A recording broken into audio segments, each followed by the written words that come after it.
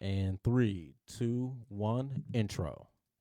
Welcome to the Girl Chat Talk Show, hosted by Girrl A. Dorsey, Miranda Morrow Bartell, and Carol Weaver, where we bring conversations with a twist to the table that our listeners need to know in education, health, wealth, the economy, business, politics, entertainment, and relationships. So now, let the conversations begin. All right. Welcome to Girl Chat with my beautiful co-hosts that I have here, which is Miranda, Morrow, Bartell. I'm from the South now, so you always corrected me about how to pronounce your middle name. Morrow Yeah, Bartell. Morrow, look, the intro got it right, huh? Yes. Hey, Carol Weaver. Carol Hey, Carol. Weaver, yes. We are here, Girl Chat, as y'all see, we are a show with a twist. We are women with three different backgrounds, definitely with the same business mindset. But it's time for us to bring you to our table where we can have a good conversation. So I'm going to tell you a little bit about myself. Of course, my name is Carol A. Dorsey. I am the founder of Keep the School Safe, which is a nonprofit organization that help the kids. Also, I am a manager that has Mad Money Entertainment. Also, I have Elite Women Organization. Shout out to my sisters because I know they tuned in. I'm the founder and president of that. So I'm going to turn it over because you're going to hear about us through this whole conversation throughout the day.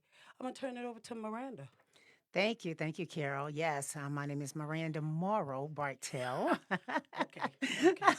I just have to say it correct just so that way my sister Carol could hear that again. But she is from Louisiana, New Orleans. Yes. Actually, she's from New Orleans, so definitely she has to have that accent. But my name is Miranda Morrow Bartell. I am a real estate associate broker over at National Realty Centers. I am the past president of Greater Detroit Realtors Association, which is a local board of the National Association of Real Estate Brokers, one of the largest African American trade associations in the United States. I'm also a board member for the Greater Detroit Realtors Association, Detroit Land Bank, and as well as I'm a member of the Elite Women All right. Organization. Yes, you're Um, executive. yes, Honorary. an executive honorary member. Yes. Thank you, Carol, for correcting me on that. Yes, and I'm Yeah. also a member of West McNicholas Business Association. Okay. So I try to pretty much, stay collaborated with different organizations and making sure that I make a difference in the community. Yes. So that's the Yes. goal. If I can make a difference, my life is great. Yeah. Thank you. And now I want to turn it over to my co-host, Carol Weaver. All right, Carol. Right. Hey, good morning, everyone, and good morning to my sisters, right? Yes. Yes. We just ended Women's History Month, and we honored a lot of great women, introduced a lot of great women to the public, and it's my pleasure to serve with two dynamic, Thank right, Yes. elite women sisters. So just Yes. shout out to my sister. I mean, I'm all about Yes. collaboration and just everybody working together and we highlighting each other. So again, my name is Carol Weaver. I'm really Dr. Carol Weaver, but I say, Hey, everybody, you hey. just call me Carol. Yes. Um, I am a supervisor at Detroit Public Schools Community District. I have worn many hats there. Mm. I've been there for over a decade, so I was there doing all the emergency managers, and they just call me the secret weapon because Yes. wherever they need me, right? I mean, with every change, I got a different position. Yeah. But I love working with the children. I am an advocate for the uh, the students, all students in the city of Detroit, all Yes, you children. I are. just love them, and I'm Yes. always trying to help. They are our future. They are our Yes, future, they right? are. Yeah, Yes. they are our future. Yes, they are. It's definitely, you have to make sure you educate them. That's right. And yeah. someone mentored us, and Yeah. so I am Yes. like a mentor too many. Yes. They call me all the Yes. time, Miss Carol, how can I do this, parents and community? So, I normally try and get back to people in about 48 hours, but I think that's my life calling to be an advocate Mhm. for Yes. the student and for the community in the city of Detroit.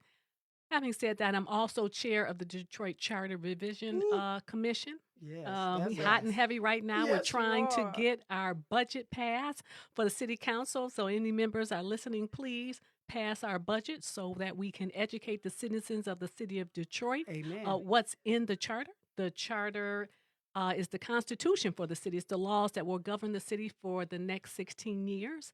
And we all were elected in November of 2018. I got the most votes, Wonderful. and I was Awesome. elected as the chair. It has not always been easy, but the commission are now working collaboratively together. And now what we're trying to do is just educate the citizens on what's going to govern their lives for the next 16 years. Detroit is very historical. It It is. is. And it's a legendary city, and then it's more like you said, like what 80% dominant African Americans, and Yes, you know it is. we do need to make sure our residents are receiving the proper education that they need to know, and what opportunities that are out there to help them, though. You know, to be That's And honest. that comes into all the resources that's available for them. Yes, yes. That's right. And we have to advocate for the resources and then get the word out to the citizens on what's available. Exactly. Because many people don't know what's available. They No, don't. no. That's No. why There I'm are adamant resources out about here. education. Right. Yes. Yeah, we bring real talk, as you see, to the Yep. table. Real talk. The real talk that's not really talked about. And so, what I'm going to do is thank our sponsors for sponsoring this show. It's All Raw Clothing.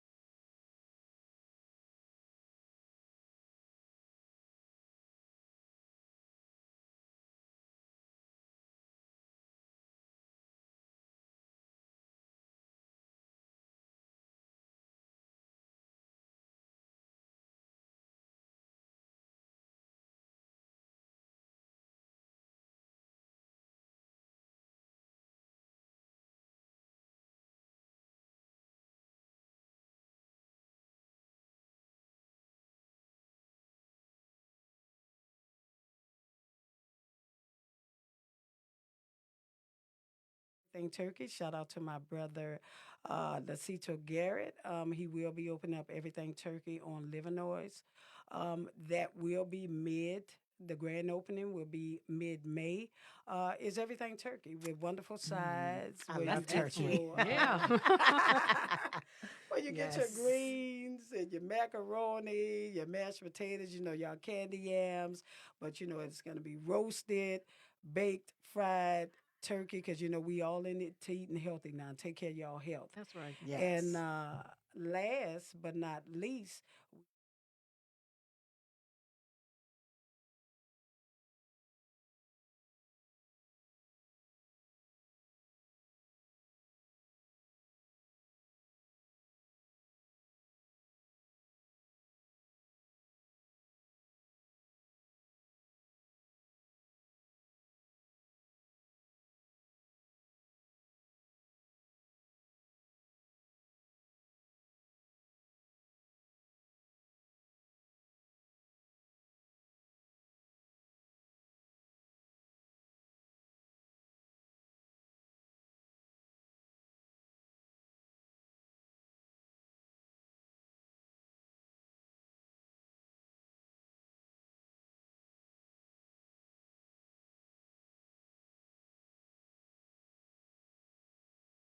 get in who we're going to have conversations with.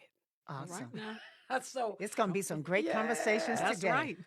so Carol, you're gonna announce the first guest. Well, who we gonna be talking to with having great conversations? Okay. Sherry Gay Daniego. I know everyone in the city knows Sherry, honey. Yes. Yes. Sherry is a leader of women. I mean, she is one of the ones that was awarded many awards last month for Women's Month. And she Yes. is, even though we are close in age. She is like a mentor to me. Yes, So that's my Sherry show. Gay Degnego is now an at-large member of Detroit Public Schools Community District Board of Education. That's right. Awesome. Mm-hmm. She assumed office on January 1st, 2021, and her current term ends on December 31st, 2024. All right. Gay Degnego ran for office for an at-large seat in Michigan. She won in the general election on November 3rd, 2020. Gay Daniego represented District 8 in the Michigan House of Representatives from 2015 to 2020. She was assigned the following committees: Financial Services, where she was the minority vice chair, and also the Insurance Committee. All right. Sherry is also an advocate for seniors, for the children, and for women. I have known Sherry for a long time. She also has a Squirrel. foundation, Strong Women Lead, where she gives back and mentors many women in the city of Detroit. And you know, I am a strong supporter of Sherry, and I think she's Yes. one of our strong women leaders in this Yes. city. And I just Indeed. can't Yes. say enough good things about her, because not only does she lead, but she has someone standing on her shoulders, Of course. always Oh. helping. I said, Yes. whoo, I know I get calls, but Sherry gets calls morning, noon, and night from She- everybody, all different sectors across the city and state. Yes. So she is a leader, and I'll say an emerging leader. I just look to what she's going to do next, because I know that we need to cultivate our leaders, and she is one. They're standing strong, ready for the next opportunity. So Yes. that is who we are going to have on this show, and I look forward to interviewing her and for us talking to her. All right. Yes, yes. So what you Sherry's got to say awesome. about Well, next? Who's next? next coming up will be Mr. Attorney Anthony Adams. Attorney Anthony Adams, he has been actually, he's been an attorney for like 28 years. All right. Now. Okay. So you know he knew his stuff, Oh right? yeah. Yeah. And so he's actually been practicing real estate, though, as a real estate attorney, just as long as that too. Okay, Mhm. so he's doing 28 years of another practice of as an attorney in business, municipalities, you name it. Him and his wife has their own business, which they've owned their own business for at least 28 years. Okay, and practicing real estate law is a passion for him. So I'm quite sure that Mr. Adams will definitely be engaging us today about some real estate too. So, make sure we have our ears open about a little real estate, because that's something I'm sure he's going to probably talk about too. Mhm. But Mr. Adams, he was previously served as a president of Lakeshore Health Investment Group. His LHG is involved in the acquisition, development, and management and skilled nursing, rehab, and rehabilitation centers in Detroit. He grew his business from scratch into an enterprise earning $10 million per year. Now, a lot of attorneys are given the spoon and handed down and through generational wealth. Yes. Okay. Yes. But this young man, he's actually built his from scratch, from ground up. And I applaud him for that. That is awesome. Mr. Adams has also served as an intern director of the Detroit Water and Sewerage Department. So he has a lot of information about that too now. In his capacity, he supervised 14 direct reports, administered a budget in excess of $1.3 million, and participated in numerous financial undertakings of the Detroit Water and Sewage Department. With a capital budget of $3 billion and 2,200 employees, the DWS is the largest enterprise agency in the city's organizational structure. Now, I'll give him a hand clap for that also. Now, that's awesome. Yeah, that is. Because, when you're able to manage that and still keep them funds coming in, Hello. that's a hand clap That's right. automatically. Okay. So he is an intern director. Mr. Adams was instrumental in negotiating with regional leaders regarding Detroit's continued management, operation, and ownership of the third largest public utility company in America. He also took the lead in reforming the department's organizational structure to maintain continued compliance with mandates imposed by the Michigan Department of Environmental Quality and the ongoing federal consent decree. Um, he has also increased maintenance efforts by focusing resources to improve the quality of services in Detroit and work to improve customer service through increasing the utilization of technology within the department. I know you're wondering why I'm reading so much from his bio, right? But I'm going to tell you right now, you need to know because this man is running to run the city of Detroit, okay? And so he's running for mayor. So anytime that anyone is running for mayor, you need to know everything that he has been involved in and the things that he has done, all the challenges that he has been brought up against, and he's accomplished those challenges. Come on now. Oh, yeah. Hand clap. And things that he could do from ground up and bring it up to the top and make it spin around and say, I did this, I made it happen. Oh, yes. That we were successful with it. We still have dollars with the DWS, Detroit Water and Sewage Department, because we're not broke. Because I made sure I maintained and managed it the proper way. So, and I actually had over 2,200 employees managing them under that time frame. So come on now, we got to keep on moving now. So prior to his appointment as an intern director of DWSD, Mr. Adams served as a deputy mayor for the city of Detroit. In this capacity, now he was a deputy mayor now. I don't know if a lot of people still remember that. But he was a deputy mayor, okay? And in his capacity, he had completed oversight responsibility for the city public safety portfolio, which included the Detroit Police Department. See, we got some questions on that too now. Oh, yeah. Yes, we do. We got some questions on it, okay? Yes. Conversation. Fire We gotta have some Department, conversation. Department of Homeland Security, Environmental Affairs, Corporation Council, and Department of Administrative Hearings. He also served as a chair of city finance budget teams, which monitored the city's physical affairs. He also managed the frontline departments consisting of the Department of Public Works, General Services Department, the Department of Transportation, the Department of Water Sewage, and the Airport Department and the Building and Safety Engineering Department, the Department of Health and Wellness Promotion, Human Services Department, Municipal Department, the Public Lighting Department, and the Recreation Department. Come on now. So listen, he knows the city of Detroit. I see. He knows what he's going to be doing if he get into mayor, when he get into the mayor's position for the city of Detroit. So, I have much more to say, but it's so much that he has done We're gonna have to where conversations this with is a him. conversation just to have. Yeah, And I would yeah. just like to say he's also a member of the Greater Detroit Realtors Association. All right. Yes, he is a Okay. member of the Greater Putting Detroit us in our Administration. homes, He putting us back in homes. Put us back in homes. Yes, He yes. is our parliamentarian, Yes. okay, for the organization, to where he keeps the Greater Detroit Realtors Association in line Yes. and making sure that the bylaws are being operated properly and that we are, doing our duties the proper way For and the making sure residents. exactly Yes, and making yes. sure that we stay in line. So I just want to say kudos to Mr. Adams. He's an awesome man. I would love to have him as the mayor of the city of Detroit, and I look forward to his running. Okay. Okay, I want the and I look conversation. forward to having him here. In Yeah, I the got some questions for him. I have some Yes. questions. Look, we got Definitely. some tough questions for him. Some Definitely. conversation. Yes. And so last but not least, we're gonna have one of our EWO sisters, Okay. Tanya Braxton. She's she's a mental health counselor.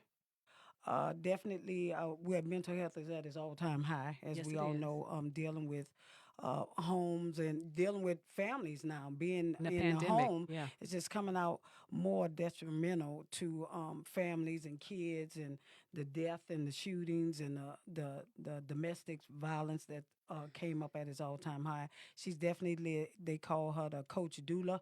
So she's going to come here and tell us about what she do and what services she offer to help others, because this is the kind of stuff that we need to bring to the table. A lot of people don't like talking about mental health, but it is an issue and it needs to be surfaced to the public. But we're going to come right back. You heard about our three wonderful guests that's going to be sitting at our table having a wonderful conversation, because, again, we bring the conversations to you that you need to hear. So we're going to take a commercial break, and we'll be right back at you with our mentions. Okay, now. All right. Park, walk, shop, dine, and explore Livernois. Stop by this beautiful historic neighborhood located on Detroit's northwest side of the city from 6 Mile to 8 Mile. Great retail showrooms, wonderful hair salons and spas, our famous barber shops and nail studios, delightful coffee shops, and wonderful new restaurants. If you are an art lover, we have that too. Park, walk, shop, dine, and explore Livernois. Powered by the Independent Business Association of Livernois. Park, walk, shop, dine, and explore Livernois.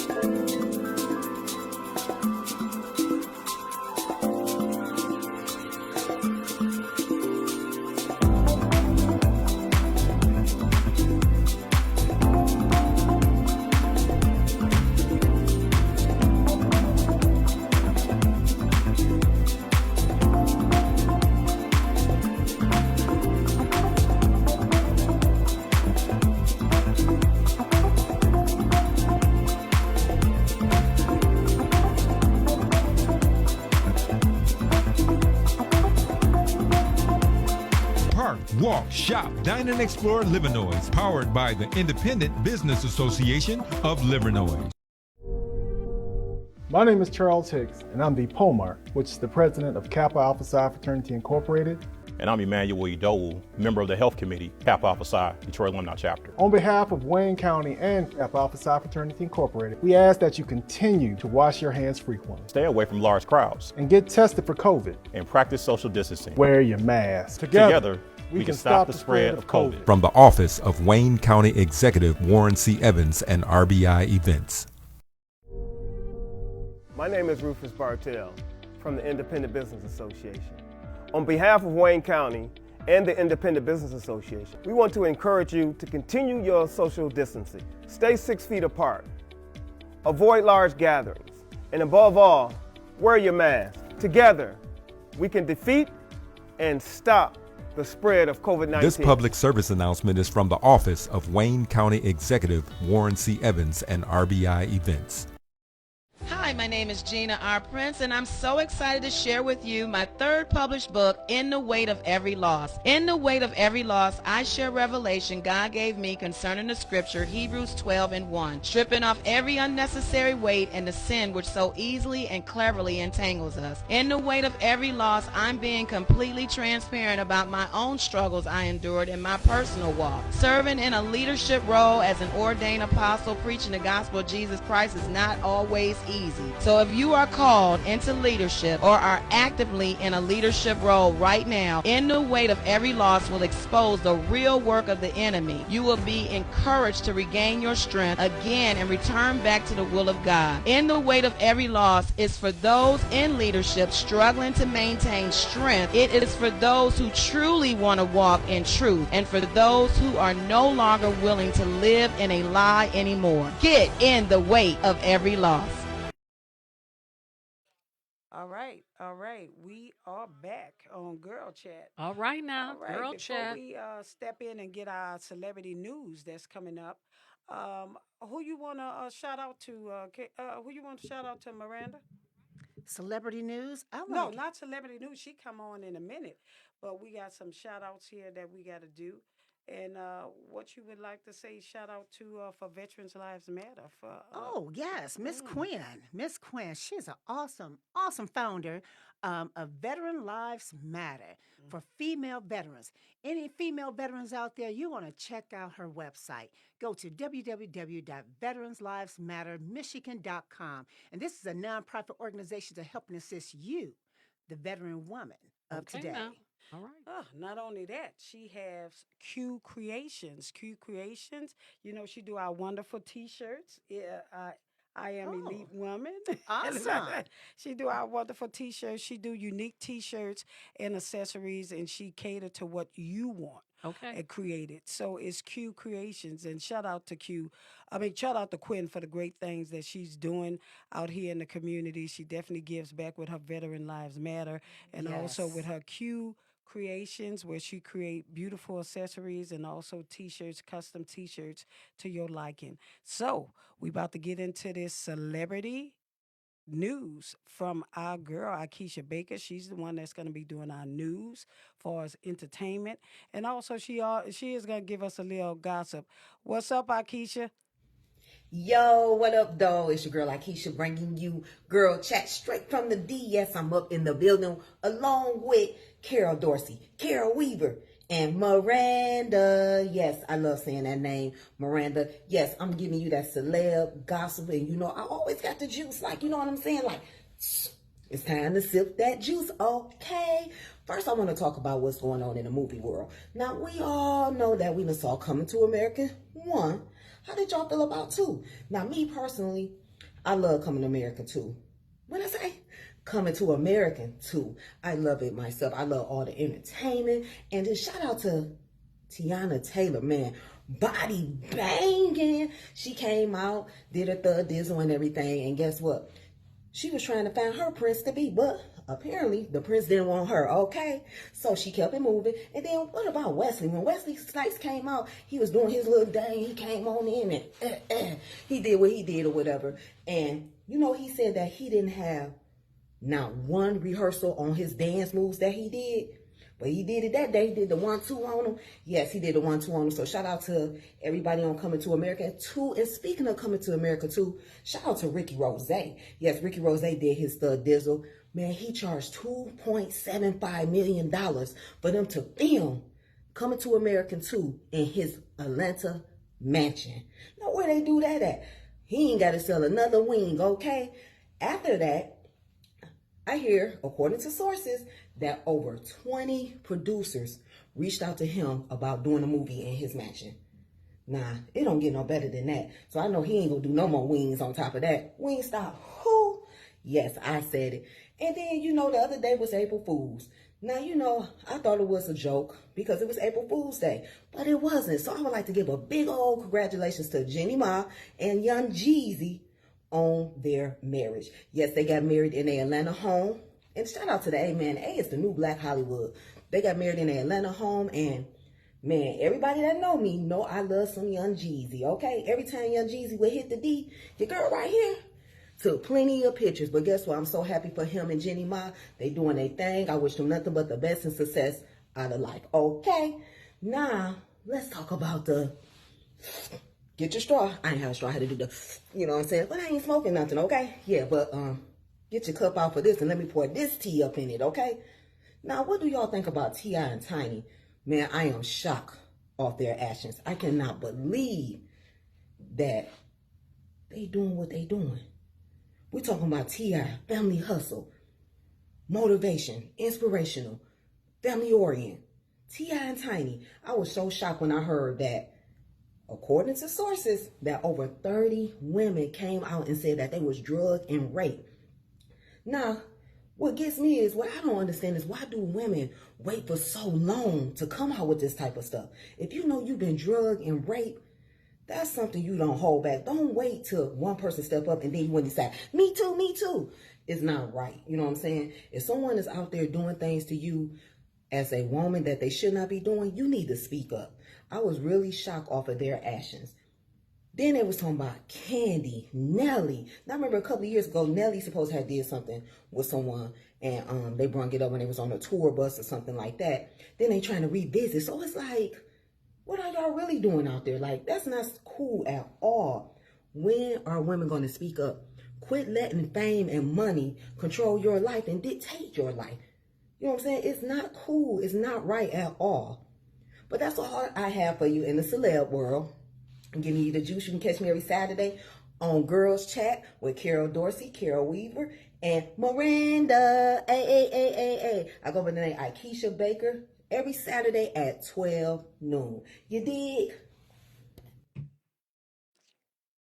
All right. All right. Thank you, Akeisha, all the way. She's in the South right now, and she making sure she play our part and keep us up with the gossip. But hey. Okay, everybody like a little gossip. Hey, You ain't hear from me, but we got to look with a twist. With a twist. that's You know, right. we got the Yes. little girl chat. We just can't be all of we business women, we executives, we do our thing, but nothing wrong with a little twist to know what's going out here. Because you know they do their thing.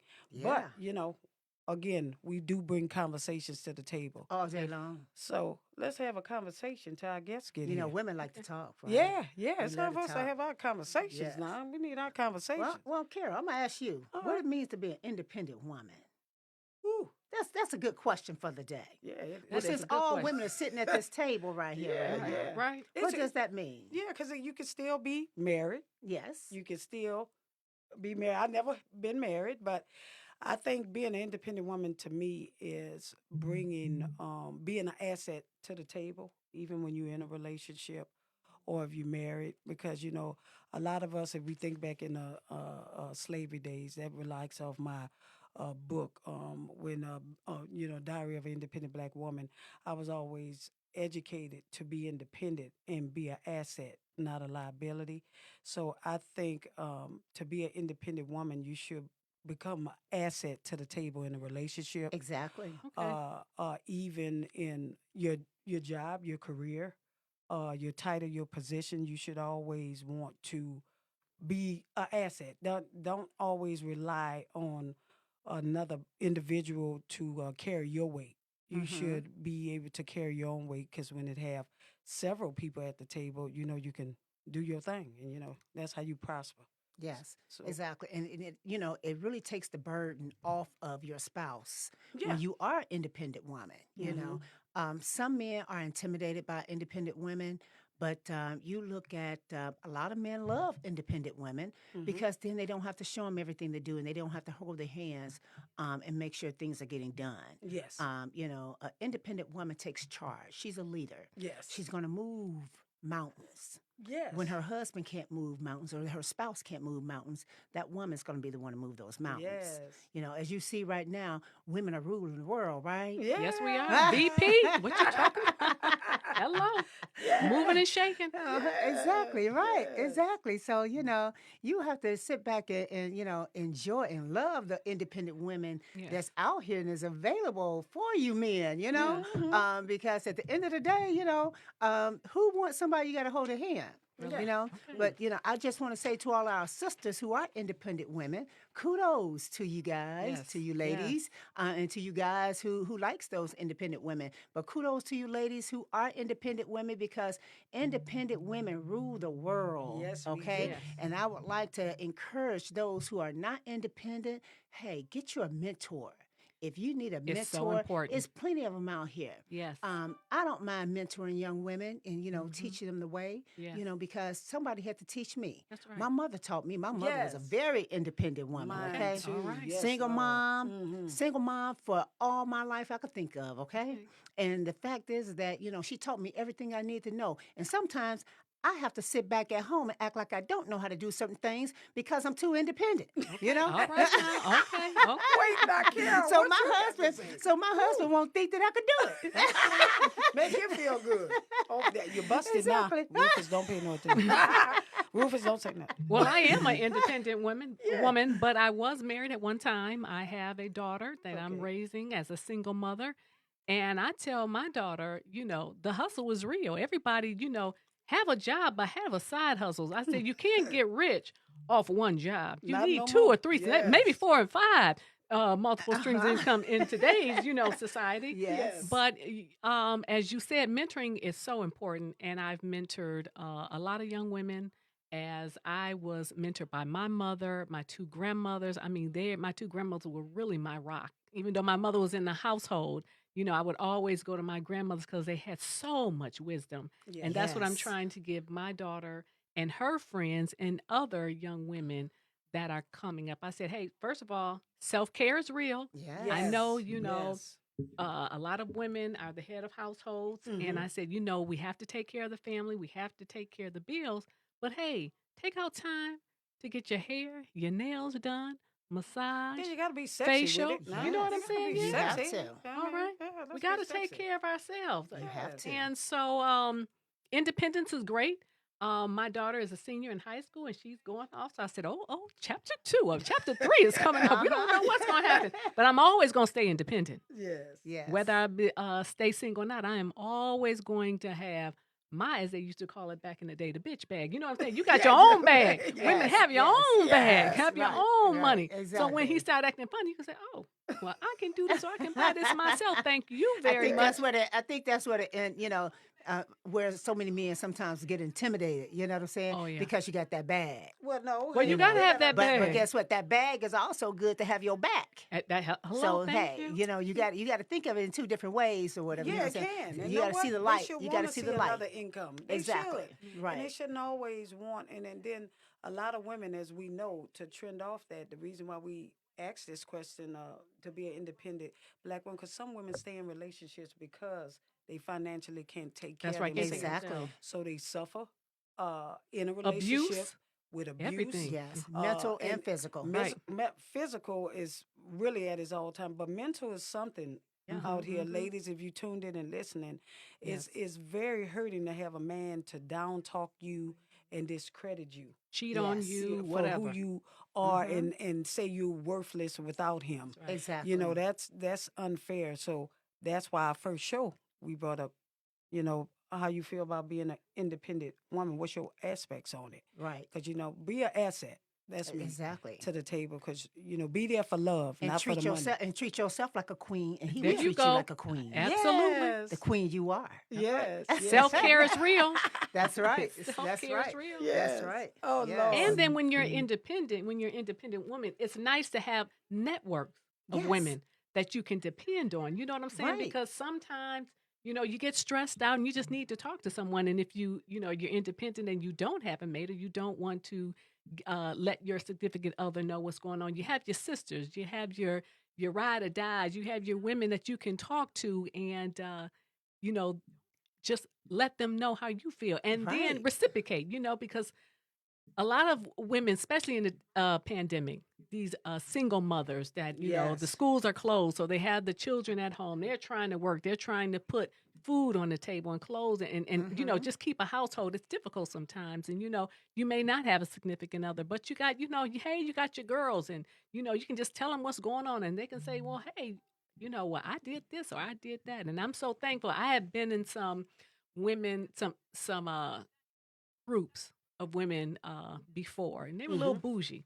But now I'm with my elite sisters. You know what I'm saying? I can just call them. We can just keep it real. Yes. I can tell them, well, girl, what about this? And they say, well, what about that? And, oh, yeah. And so, it's nice to have your circle. Yes, Yes, it Nice is. to To have keep your, it your real. circle to just keep it real. Yes. it Now, real. what we Keep it can 100. do, if you want to call in, you can call in right now, ladies. Okay. The number is 313-466-2399. 313-466-2399. Call in and have a conversation with us, because we would like to hear your opinion on being independent. Because Yes. it's knowledge is key. Hey, I'm a student to learning Yes. and a teacher to teaching. So, Exactly. so definitely, ladies, call in and have a conversation with us. That's right. As we go on and waiting for someone to call in and give us a chat. Miranda, outside of being independent, let's talk about the COVID-19 here. The shots are in. We are wrapping up fast, and it's starting to work. We piping down. The death are lower, but the COVID-19 is how you feel about that? What's your Well, advice to tell the people what they need to do? My advice to tell people, definitely, first of all, wash your hands. Please wash your hands. Yes, wash your hands. And definitely wear your face mask. Yes. And those that are eligible to get your shots, go get your shots, okay? Those that are had their shots or have the antibodies, you still have to stay protective, That's okay? true. You still have to protect yourself. So wear your mask, wash your hands constantly, get your hand sanitizer. We have plenty of masks and hand sanitizers available now. Now, when COVID first hit us, we was unaware of a whole lot of things, you know what I'm saying? Yes, we So were. we're a little bit more educated now, knowing exactly how to protect ourselves, right? Yes. So since we know how to protect ourselves now, so why not? follow the rules. Yes. Follow the rules. Yes. Just because, you think that, we're moving about the city now, navigating it a little bit more than where we were in March, April, May, June, July, August, September last year. Okay? So we're navigating a little bit more now, but don't get comfortable. You cannot get comfortable out here because the rates right now of the youth is up high for COVID. My daughter, who is 20 years old, all of her friends has COVID. Oh, wow. And now they have brought it home to their family. Oh, So my which God. means that, the youth is the ones who's out there, being careless right now. It may be at the gym or maybe out with their friends. Just because that's your friend doesn't mean that they don't have COVID. You That's still true. have to mask up, right? Yes. So, all of us, we've took our temperatures before we came in here, and we know we don't Yes. feel Yeah. ill. Nope. But, kids, they're kind of like, on the fence, say, well, I got a small little cough or I don't feel really good, but I'm going to still go because I can't miss this event. No, you need to miss that event. You don't need to Yes, go the risk is because too high. if you're feeling ill, and parents, we need to talk to our youth because if they're feeling ill, tell them to stay at home because That's more correct. and more is going to get sick, and this is why our numbers are keep on climbing. Yes. One is sick, one youth is sick. They go home to their family, the whole family is sick, That's unfair. and that's unfair. That's very unfair. How you feel, Carol? So, How you well, feel? I'm like some of the Detroiters. I haven't got my vaccine yet, so mask up, wash your hands, use hand sanitizers, stay your 6 feet distance. I applaud those who have received the vaccine, but for me and my household, we just gonna wait a little while longer. So I'm gonna see how many horns you all grow first. I'm not Conversations getting to the it. table, y'all. These are the conversations. at But the they table. are. And Yes. I talked to many Detroiters and they're split. Some are Right. saying, yes, I'm getting it, but some are saying, no, we're not getting it yet. For me, it's just too soon. And I've had some family members who've had some really bad reactions, and so I'm just gonna wait. So it's just a personal. Yeah, It's just a it personal is, choice. it is. It's a But like personal you said, choice. I while had my you're shot. waiting, Mine was good. I mean, Okay, it's yours good. affect people differently. right? It I had my does. shot. I slept. They said I'd be sleepy. I slept 3 hours the next day. That was it. But my arm was sore for about 4 days. Okay. And it affects, my brother wife. She had her shot. Her reaction was traumatic. Mm-hmm. It's again. I do say, but I say, teachers. I think we moved in this fast, so we are gonna have people that have chain reactions from it, Yeah. and that's the test dummy side of it. Yes. It's not gonna be good for everybody. Right. We just got to make sure the percentage is larger than the effect that it's doing to others. Because Exactly. she was throwing up. Oh, wow. She caught a fever. She caught chills after she had the shot. So they let you sit 15 minutes, Right. and she had a effect. But today she up, running, ready to Good. rock and roll. So her reaction to it affected her after the shot. Yes. But today she like new money. So it's pretty much like a 24-hour Yeah. thing that they go through. It affects certain people and it Yes, don't. You might get sick and Because I know stuff. Rufus didn't get sick when Yeah. he had his shot. He Yeah. had his shot. Now my daughter starts back to school in person in September at Michigan State. Okay. So she has already said that she's getting her shot. I believe she gets her shot next weekend. Yeah, because it started Yeah. 16 and older. She gets her shot next weekend. So she's like, I'm not catching COVID. So she hasn't had COVID at all. My husband Me and I, we either, both thank had God. COVID. Oh, really? Thank God. Okay. That's good. We was the first strand that caught COVID in March of last year. Wow. March 13th, I remember it. Okay. Yeah, 'Cause I was unforgettable. out moving and grooving, and really, honestly, I had no symptoms until it actually hit me like that until I got home. I had no sniffles, I had no fevers, I had no kind of illnesses at all. So mine was just sinuses, like sinus issues. So you know? thought you had a regular- So, Yeah. what happened is that I was hungry, right? So a sister went down to Wendy's on Livernois at 8 Mile and got me a lemonade and a fry, right? You A couldn't big take- fry just to to Yeah. coat my stomach and try to fix me something when I got home, right? Yeah. And I'm eating, sipping and eating on the way home, right? And all of a sudden, I sit on my couch when I get home, and I felt a bug or something in my throat. I said, "Oh, I hope I didn't." I said, "I hope I didn't eat nothing." You Wait know a what I'm saying? minute. I'm like, "Wait a minute, right?" That was COVID attacking my throat. Wow. It wasn't Wendy's. So no Wendy's. It wasn't you. Okay. I'm not blaming you. It Mm-hmm. was just that the reaction came right after I ate some Wendy's. So, Wow, you know, okay, yeah, that's okay. when the reaction came. So All I'm right. thinking automatically, if you put something in your mouth and I'm feeling something going on with my throat, Yes. something is wrong around Yeah. here, right? So I just went instantly and started, taking everything. I went and got some green tea and just constantly kept drinking tea constantly. I constantly kept on doing everything that I possibly could to kind of combat it. But I worked out the whole time, because I wasn't, You ill. wanted your breathing because it's more but I of wasn't a ill either. respiratory thing. So that's good. You kept your, your lungs clear and open, and you worked your way in and stuff. I mean, I think, Carol, you made it through. You never got sick. Me either. I never got sick. I've never gotten. Let me tell you something. You see, I got a face shield right here. Yes. I got mask, gloves. I even got a hazmat suit. You don't play. I just came back from Jamaica, and I just had, I was covered They up. probably was cracking up at the airport, huh? You probably looked at like a rap, one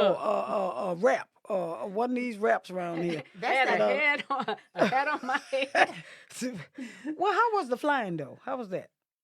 It was okay because I flew Delta, and the middle seat was empty, and I made sure. Starting May 1st, they're not doing the middle seat no more. You're absolutely right. And I do plan. Let me say this: I do plan to get the vaccine, but it's just a little too early for me. Yeah, understandable. And I just want. I'm one of the test dummies. I'll let you know. Right. I want to see. So, Miranda, you had your shot. You threw your husband. I have not had my shot. You haven't taken it either? I still have antibodies. So okay. My thing is that my husband's on me about getting my shot as well.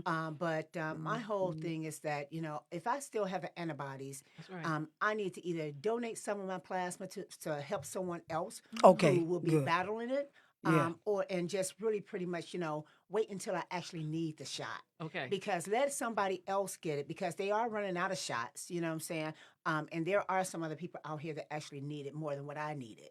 Okay. I have the antibodies, and I know I still have the antibodies because I just went and got tested again for my antibodies at my doctor. What they do, they just take your blood, and check it or whatever, So that's good. I still have the antibodies. So we got 3 weeks. We got one don't. You got the antibodies. I done took the shot. Okay. There we go.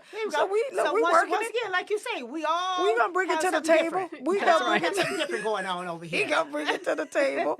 We gonna bring all this to the table for y'all. Yes. As y'all see, we having conversations that need to come to the table on y'all behalf. Yes. But definitely, I'm happy we talked about, because it's I've been seeing it on the news. I just, I'm a true Gretchen supporter to the death of me, and she's doing an excellent job. And it's so much heartache is happening with these businesses, especially independent, because we don't need a shutdown, y'all. Please think of the independent businesses, especially black independent businesses, these business, entrepreneurs. It's Another shutdown would kill them, man. Yes. It would take us out. It would take us out. So that's why I brought up that conversation. Our shifts is going to change. We're going to have attorney Anthony Adams, he will be coming in next, and Sherry will be coming in after him, then Tanya. But I do want to shout out again to our sponsors. Thank you again to It's Our Raw Clothing, Hazel's Place Lounge, and Everything Turkey. We still going to bring on the conversations definitely before we have a commercial run, which is not as of yet. But again, I'm just, people, please for us, just be careful, wash your hands, practice social. I know how it is being locked up in a house all day and not being able to get, you need a breather, go walk in the park. And if you don't like to wear a mask, just stay at home. Yeah, right. Look, you got choices here. You're not in prison. You got choices here. Yes. You can walk in your neighborhood, where you might sit in your backyard, but, just look at, value your life like you would want some other person to value yours. We don't need another shutdown. We don't. And Gretchen will shut us down to save lives. Yes, she will. And I respect her. So I want to know. She's doing an awesome job. I had heard that we're number 2 in the country. Yes, we done moved up with it. It's partying. It's the young younger, they're just coming out. The rates are going up. Like I said, my daughter's friends, none of them had COVID at all. They all just got COVID this month. Within 2 weeks span, from the time of spring break all the way to now. Okay. So, that's why a lot of schools are nervous about letting the kids, come back to school. Yes. Well, I know DPS, we're going to be shut down. We were another week, right? Because I got the information that y'all about to, she said, girl, add another week to that. We're going to, shout out to Paulette. She brought it up. She's an educator. Sad but thing. we don't want, The to kids spread need of- us, yeah, man. Right. They do. That's why it's so important. Wear your mask. Yes. Yes. Use hand sanitizer, not on your palms so much, but on the fingertips, because you know we always Yes. touching our face and doing things with Yes. our fingertips. So we got to make sure we get Exactly. those Yes. fingertips Yes. clean. Yeah, because your nails, underneath your nails, carry bacteria. That's They right. We sure do do. know that. That's why I did this for the photo shoot, but I'm definitely always cleaning under your nails. It carry bacteria. This is yes. why mine is short. I don't Yes, like I long don't like nails. long nails. I don't like long nails.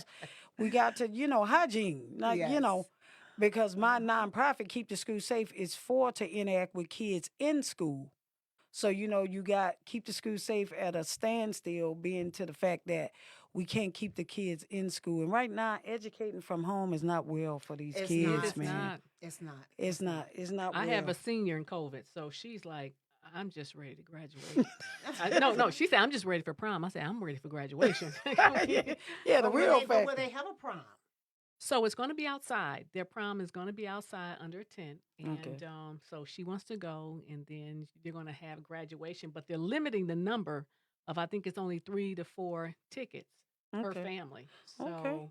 I think they're going to try and live stream it for, other family members. But it's Okay. different in COVID, know. Yes, And it is. It's a total different world. It is. And this is not what people don't know. This is not our first one. This is our third one. So pandemics come in, centuries. That was what, 60, 70 years ago. We had a pandemic that killed 2 million people. So, we are under the radar for as that. We just, people, we just got to take care of ourselves and value our lives more. We do. And, far as mental health, that's why I'm happy Tanya is, coming in, and we'll make Sherry last.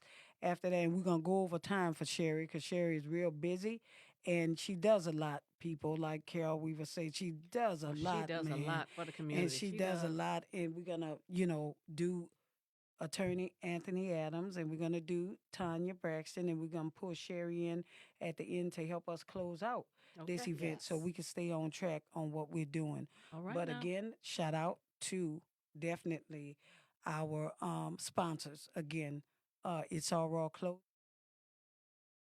Coming up soon on Living Noise. Living Yeah. Okay, Noise. now. Light 'em up, Living Noise. I can't wait. And Hazel. What we're going to do now, we're going to go and take a commercial break, and we'll be right back to get in some mentions, and then we're going to sit down and talk to Attorney Anthony Adams, because I do have a conversation for him, baby. Okay. I know, right? Okay. Exactly, right. All right, y'all. Yes. Park, walk, shop, dine, and explore Livernois. Stop by this beautiful historic neighborhood located on Detroit's northwest side of the city from 6 Mile to 8 Mile.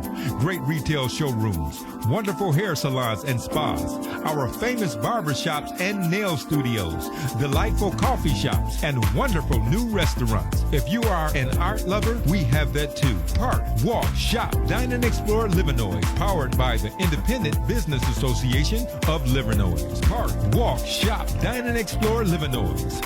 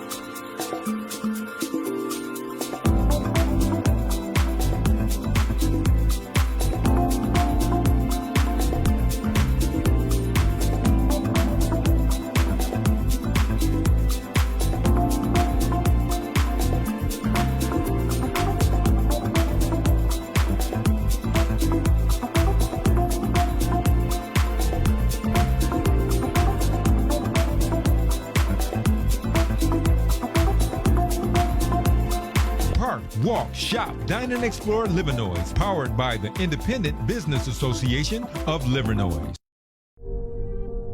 My name is Charles Hicks, and I'm the POMAR, which is the president of Kappa Alpha Psi Fraternity Incorporated.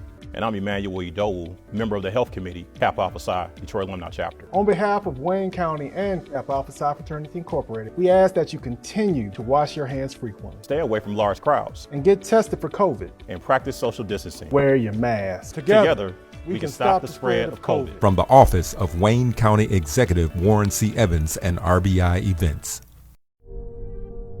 My name is Rufus Bartell from the Independent Business Association. On behalf of Wayne County and the Independent Business Association, we want to encourage you to continue your social distancing. Stay 6 feet apart. Avoid large gatherings. And above all, wear your mask. Together, we can defeat and stop the spread of COVID-19. This public service announcement is from the office of Wayne County Executive Warren C. Evans and RBI Events. Hi, my name is Gina R. Prince, and I'm so excited to share with you my third published book, In the Weight of Every Loss. In the Weight of Every Loss, I share revelation God gave me concerning the scripture, Hebrews 12:1, stripping off every unnecessary weight and the sin which so easily and cleverly entangles us. In the weight of every loss, I'm being completely transparent about my own struggles I endured in my personal walk. Serving in a leadership role as an ordained apostle preaching the gospel of Jesus Christ is not always easy. So if you are called into leadership or are actively in a leadership role right now, In the Weight of Every Loss will expose the real work of the enemy. You will be encouraged to regain your strength again and return back to the will of God. In the Weight of Every Loss is for those in leadership struggling to maintain strength. It is for those who truly want to walk in truth and for those who are no longer willing to live in a lie anymore. Get in the weight of every loss. All right, Seriously, we are back. I come to answer questions. All right, you I'm here to better. be Yeah, we hear transparent. that. We hear that. So we put it all on the table. I never appear anywhere where nobody can ask me anything. Okay, we happy that the All right. conversation is about to start. We're gonna That's do our right. little Wonderful. mentions on. Okay, All right. we have Veterans Lives Matter founder Quinn Jones for female veterans. Visit the website at www.veteranslivesmattermi.com. Again, visit the website www.veteranslivesmattermi.com. This is a nonprofit organization. All right. So again, Quinn is doing her thing. Yes, she is. She's very independent, and definitely she's one of the entrepreneurs that's out here doing her thing. So we have Q Creations, which is by her as well, where she do custom made T-shirts and accessories.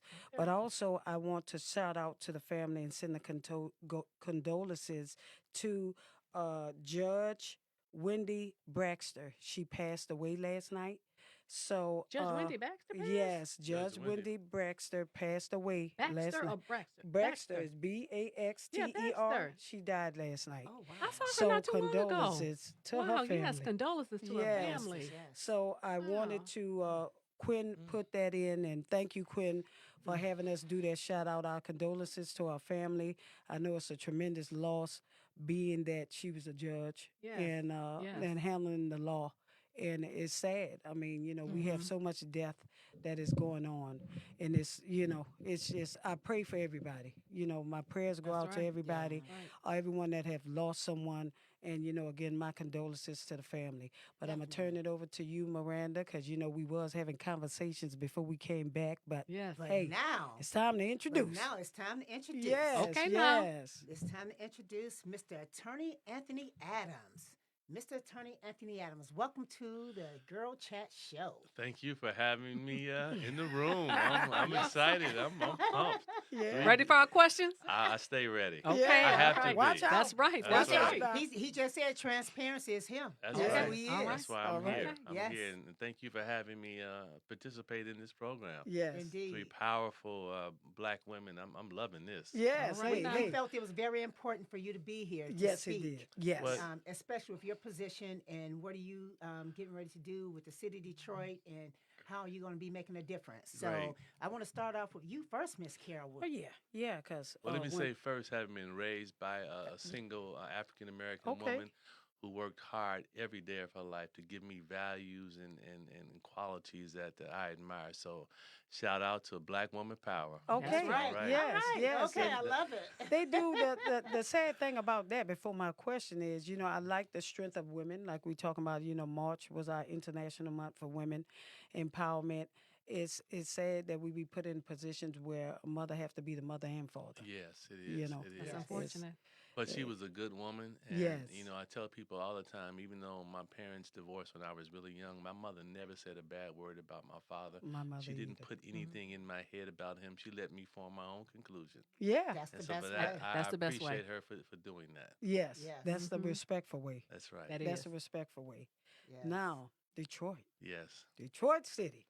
Lord, Motown. My hometown. All right. Motown. I'm outside of here. I'm from New Orleans. But All hey, right. New Detroit Orleans. City.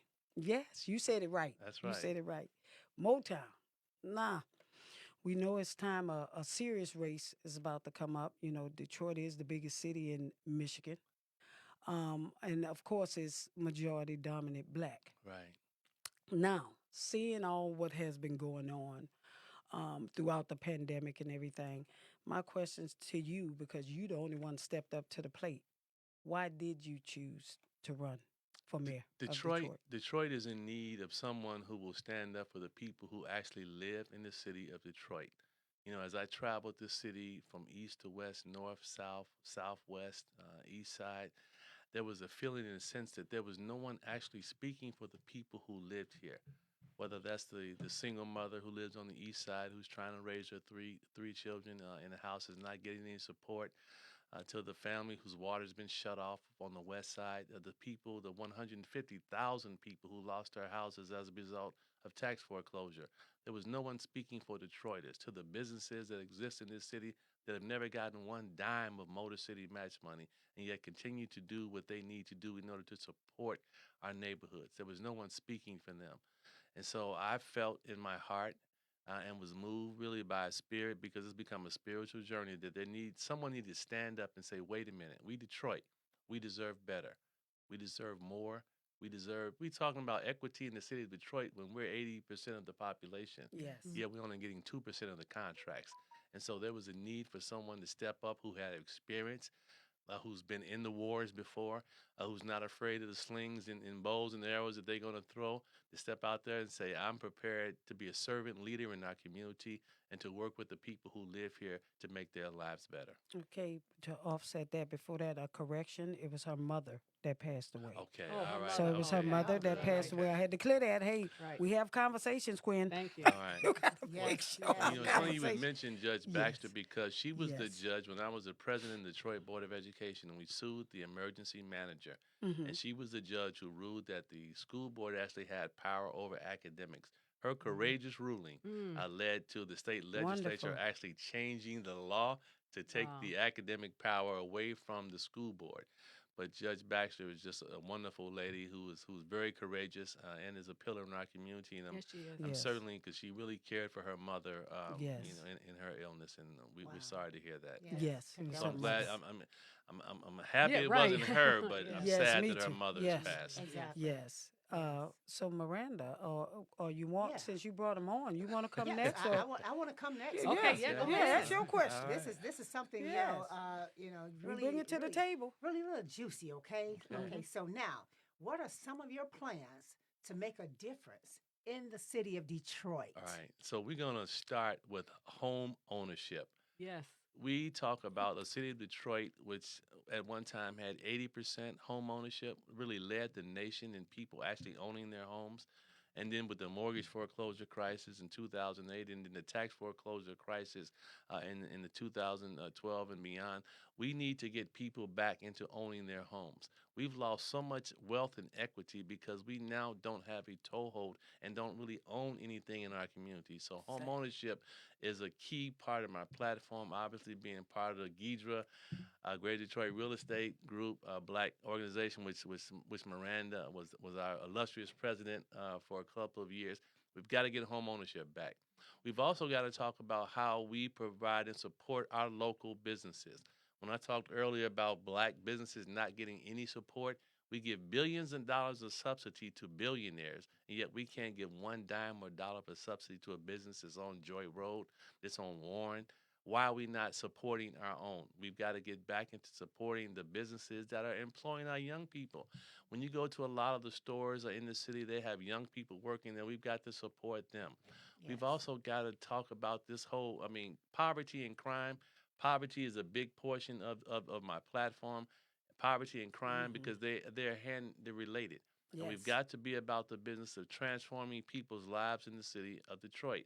We have a lot of programs and services. Everybody's doing their own thing, but there is not a centralized, coordinated way on how we bring about equity and inclusion for people who actually live here. How do we uplift the lives of people who are trying to do the right thing? Yes. We've got to provide our returning citizens. We've got to provide our citizens at risk with the opportunities so that they can become a meaningful part of society. So my platform is based on inclusion, is based on empowering people in the city of Detroit. You know, too often we talk about we're a minority, and yet we're the majority here. And we've got to act as though we're empowered. Because if you don't act like you're empowered, then you won't be empowered. And so it's about having a person in that office who has a platform and a megaphone to talk about structural racism that exists within lending. Because we know in our real estate industry that blacks are having a harder time getting mortgages in the city of Detroit than whites with the same credit scores. That's got to be reversed, and that's a vestige of institutional racism that we've got to begin to address.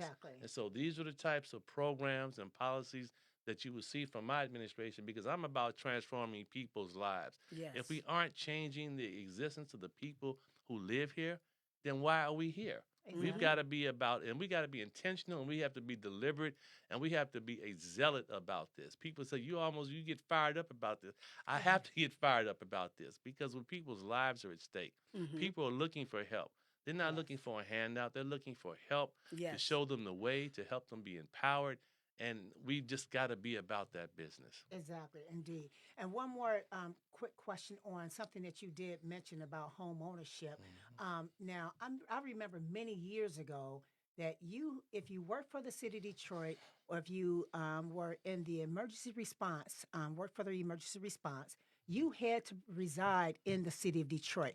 And what that did, it protected our neighborhoods and kept our neighborhoods safe. Right. Because the neighbors knew that they had someone from an emergency response team in their neighborhood. They had a city official in their neighborhood. So it kept the neighborhood safe. But not only that, it kept those properties from being vacant. Yes. Because it created home ownership back in the city of Detroit. Well, when they changed the state law, I think back when Dennis Archer was mayor, they eliminated residency so people couldn't live here. But we have to incentivize our public safety people to actually live in the city of Detroit. Right. Why are we not doing things like that to encourage people to live here? But we also have to recruit our own young people to be in these jobs. Exactly. I was telling a group of young people the other day, I said, it's great to talk about police reform and get involved in all that. I said, but somebody can reform it from the inside. We can't talk about reforming police if you aren't prepared to step up and go on the inside and be a police officer and be a firefighter or be an EMS technician.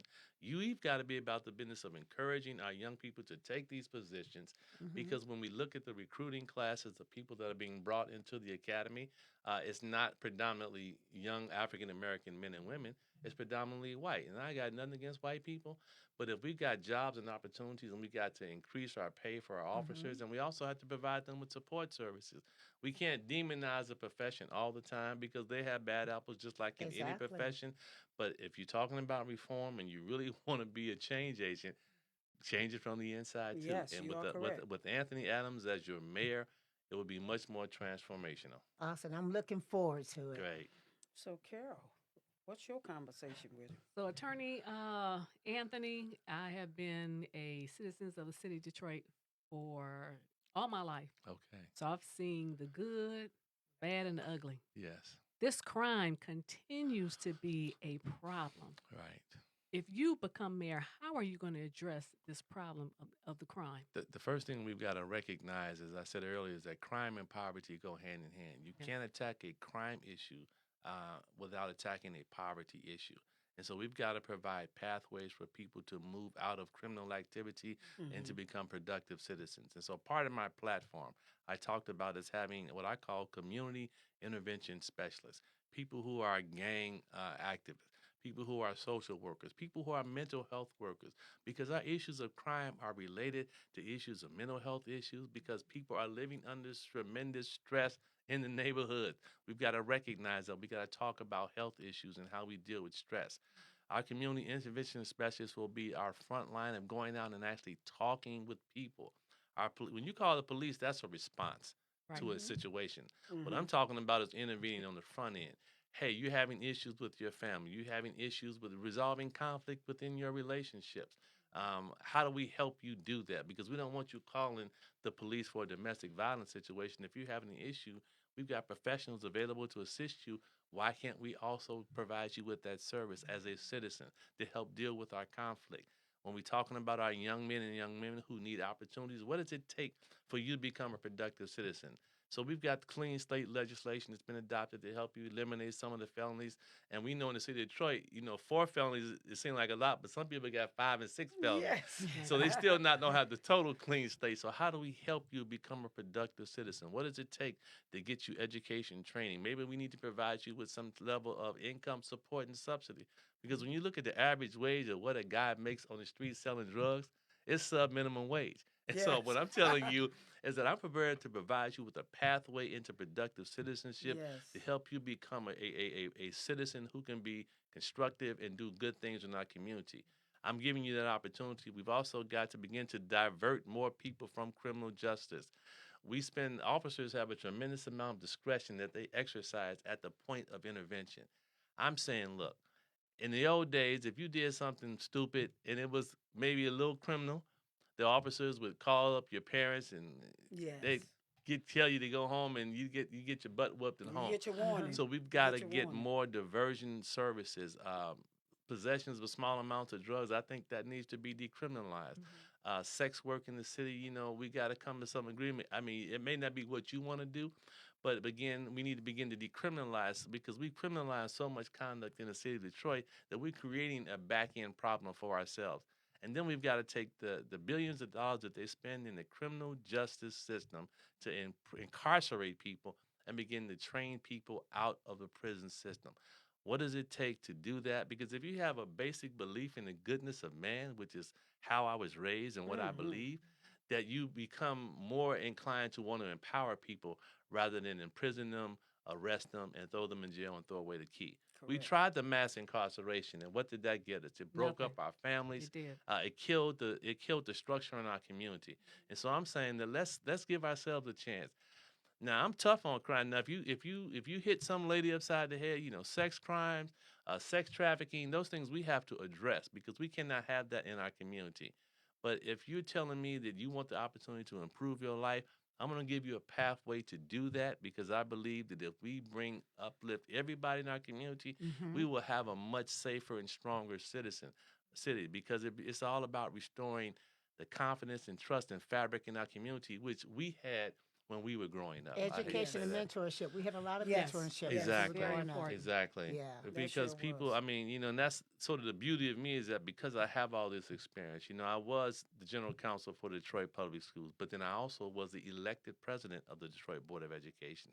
So I have a unique understanding of how important education is to our community.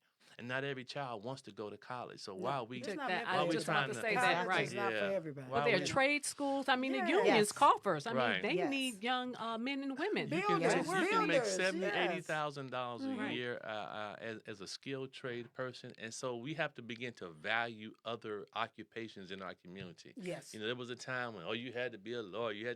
You don't need to No. do that in order for me No. to respect you as People an are well individual. crafty with their Exactly. hands and their Right. skills. A lot of people write off, skills, because I feel in life, being that we are born with a personal gift, Right. and we utilize that. Because my son can put something together without the manual. Okay. That's his gift. I need to call him. Yeah, his hands. Yes. If you send him something and you give him that, he don't need the manual. Right. He put it together. So I told him, because he went to college for a year, and he dropped out. He said, "Mom, college ain't for me." And as we grow up, we want him, no, you're going to do college. You're going to do. college. But knowing that skilled trade is available now, and I'm Right. glad that you focus on that because we have to get the residents, these individuals off the street, and let them know it is opportunities out here, and it's not mandated that you go to college. Well, just look at the Mhm. fact that the land bank, I think, well, they have at least 80,000 parcels still under their jurisdiction, but they Yes. maybe have 7 or 8,000 single-family houses, vacant structures in the city of Detroit.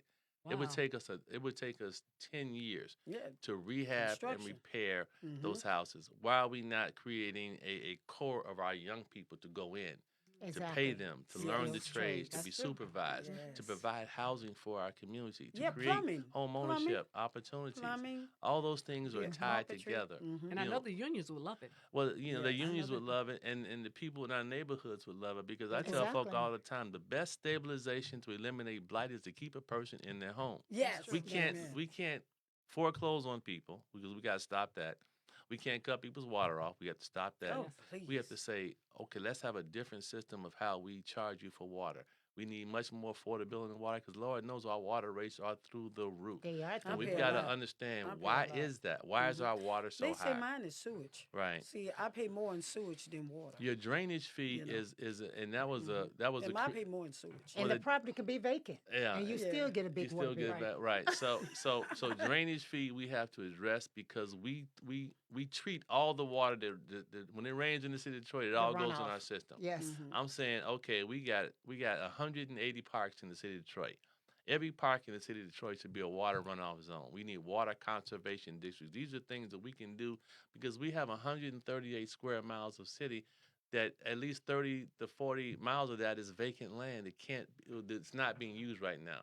And so we need to move to a green economy, create conservation districts so we can reduce the amount of water that we're actually paying to treat to allow people to reduce their drainage fees. Churches are being killed by drainage fees. And small Yes. businesses. Right, and small businesses. Yes, they are. So we've Yes.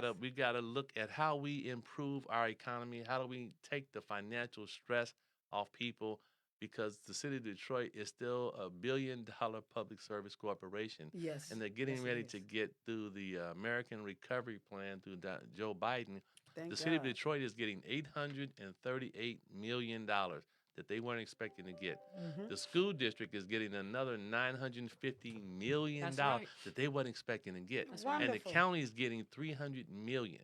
So between Wow. those three entities, you're getting close to $2 billion of, I want to call it free money because it's our tax dollars. We're Right. going to pay Yes. for it. Well, But it's we gonna won't come pay down the for it. line. Yeah, it's gonna come $2 down billion the line. to transform the city of Detroit. Why are we not having a conversation That about should be a that? How that conversation. money should be spent? Who's Exactly. going to get those dollars? Because if you're telling me that you got $1 billion and we only going to get 2% of that, that don't work for me. No. And so you need an advocate in that office who's going to promote and support and uplift African American business. You know, there was a time when you talk about it, it became a dirty word. And Yeah. I'm Yeah. saying we don't need to It be ain't dirty. dirty. People make mistakes. I get that. Yes. Life. It's all about Life. money Mhm. flowing in our community. It Our is. dollars do not flow through our community enough. It We've doesn't. gotta You're right. it say the dollar come in on Monday and it's gone if it come in at 12 o'clock, it's gone by 12:01. We gotta Right. keep that dollar right. in the we have to hold on to that dollar Yeah. like my aunt used to hold on to a dollar. My Yes. aunt Right. would hold on to a dollar. The dollar would scream and still wouldn't get released. And that's the kind of cooperative economics that we've got to engage in. How do we do business with one another? How do we support one another? Mhm. Yes. And okay, you might find somebody that make a mistake one time, but does that mean that we all gonna make mistakes? No. No. You gotta It's part work of through life. it. Mistakes It is. gives you opportunity to learn. You know, Exactly. without Yes. mistakes, we wouldn't learn. Exactly. wouldn't. So You it's a part of life. Right. You It know, is a part nothing of is life. perfect. No. We're not Yeah. perfect, But, and that's what we got to accept. I also want to say, Attorney Adams, you know, you're no stranger to this position that you're running for. Oh yes. Mm-hmm. Because you served as deputy mayor. Yes. So no stranger at all. No. So can you give us a little quick, you know, something about, Yes. you know what I'm saying, the things that you was able to accomplish Great. during that time? So let me start with the Super Bowl. We all remember when Detroit had the Super Bowl, I and, was here. and, and Yep. in most cities, what happens when the Super Bowl comes is they round up the homeless population in the city, and they really move them out of downtown Yeah. until the Super Bowl is over. we said we weren't going to do that. We need to create wraparound services and programs for our homeless community so that they could also be a part of Super Bowl festivities and activities. Awesome. And so we work very closely with a lot of the organizations that are homeless advocates to create, I would tell them, recreational centers for our homeless folk to participate in a lot of activities during the Super Bowl. That was something I was very proud of because it showed to me that we need to be much more inclusive in how we do things in the city of Detroit. When the city was facing a tremendous financial crisis in 2005, which was a very, very difficult year because it was also an election year for Kwame Kilpatrick, we held the line and made some tremendous cuts, but we made sure that the city did not go bankrupt. Okay. If you recall the conversation back then, the thought was that the city would go bankrupt because it was not going to be managed properly. And we made some very difficult decisions to keep the city afloat and to also in 2007 restore the city's credit rating to something that's very positive. I worked very closely with the water advocacy groups out there to ensure that water was affordable to a lot of people. We hosted a lot of activities. We worked through a lot of programming to ensure that people were able to do what they needed to do in terms of not having their water shut off. That was something I was very extremely proud of, and to this day, continue to be a water rights advocate for the people in the city of Detroit. When you talk about reducing the amount of property that the city actually held, we were able to sell, I think, $100 million worth of real estate that the city had Yeah, it so was much booming. inventory. You know, Detroit was To booming. sell Yeah, that real estate to get it's into coming the back, hands though. of private developers so that we can increase our tax base in dollars. I mean, these are just some of the few things, and there's so many other things that I could talk about. When I was executive assistant to Coleman Young, I was the point person on the creation of the Victoria Park single-family housing subdivision, the first subdivision that was built in the city of Detroit since the Eisenhower administration. When you talk about economic development, I was a part of the original Chrysler Jefferson plant expansion. I also was part of the team that led to commercial air service being restored at Detroit City Airport. And so there isn't one aspect of life that occurs in this city that I'm not familiar with. Were you talking about water? Were you talking about DPW? Were you talking about transportation? Whether you're talking about how things actually get done, Parks and we actually recreation. created the General Services Division, which consolidated under one umbrella an entity that's able to manage the city's infrastructure. And so I have some very creative ideas about how we can transform our Detroit Employment Solutions Corporation, how we really transform that into a human service advocacy agency, because I think they're too heavily skewed on kind of working with the corporate community, and we got to do that, but we got to broaden their base. We got to have much more intervention with our state agencies Okay. and how we focus those dollars to create opportunities for people in the city of Detroit. Now, to wrap it up, and Yes. before you exit on out here, what all the listeners that we have here, wrap it up in a sum, because you got to get your pitch in. That's right. What you gonna tell us, and what you gonna do for the community, and why should they vote for you? If you're concerned about being overtaxed, you don't have to worry about that with me as your mayor. If you're concerned about your water being shut off, you won't have to worry about that with me as being your mayor. If you're concerned about crime in the city of Detroit, you won't have to worry about that because we're going to provide pathways and intervention strategies to address the issues of crime. When you're talking about young women that are missing in the city of Detroit, which is a major issue that people are not talking about, Yeah, I find it human trafficking. astonishing that we're not yelling to high hell the fact that there are a number of young women and also the young men population that disappearing in the city of Detroit. You won't have to worry about that with me because it will be high on my priority. When you talk about a single mother trying to raise a family in the city of Detroit, you're going to have someone who's going to help you because I understand that struggle having been brought up in a single mother household. So I am the person who believes in the cities, who believes in the people who actually live here, who will support the businesses who need our help and assistance. We Detroit, we deserve better. All right. All So, right.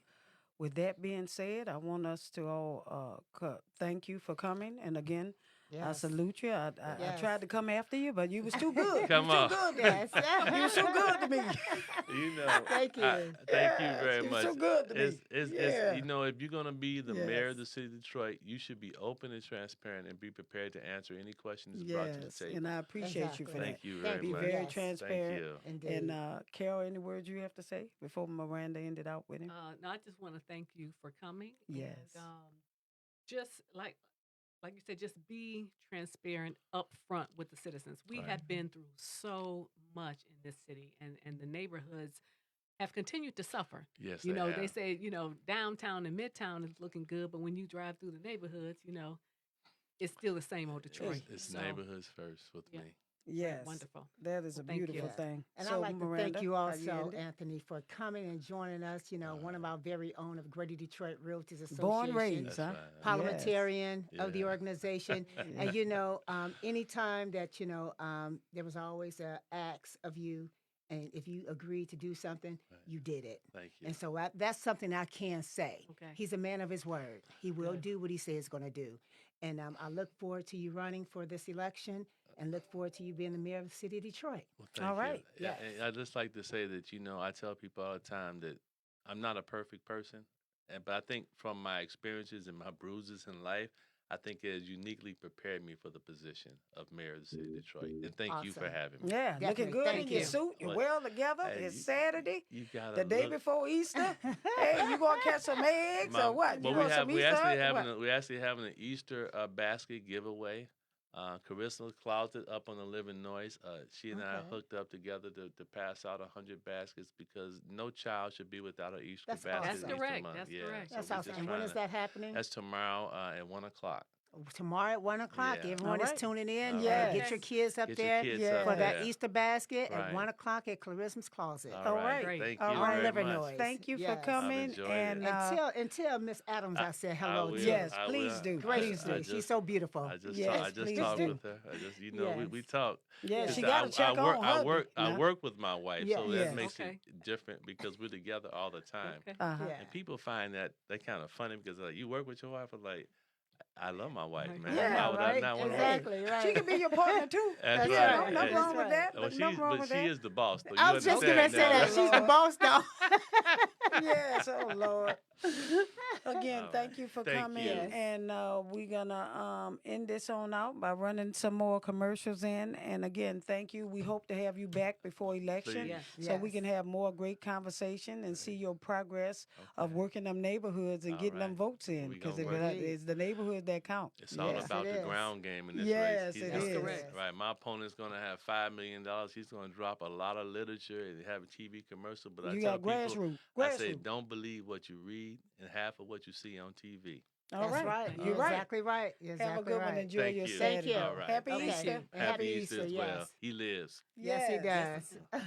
Park, walk, shop, dine, and explore Livernois. Stop by this beautiful historic neighborhood located on Detroit's northwest side of the city from 6 Mile to 8 Mile.